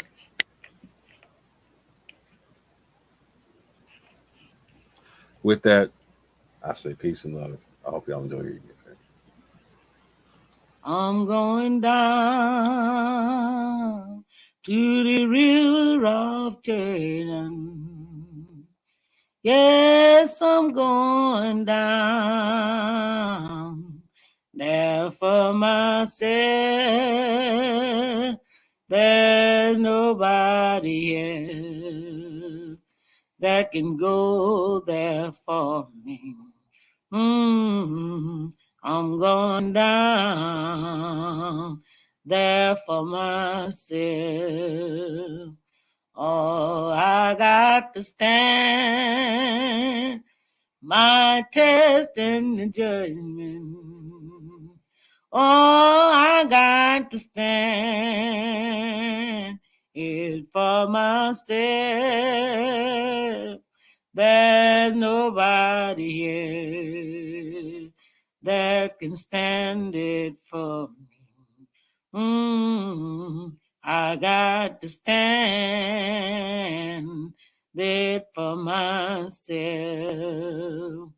Well, I'm gonna ride them 2 white horses. Yes, I got to ride it for myself. There's nobody else that can ride them for me. I got to ride them for myself. My brother got to stand his test in judgment. Oh, he got to stand it for himself. There's nobody else that can stand it for me. He got to stand it for himself.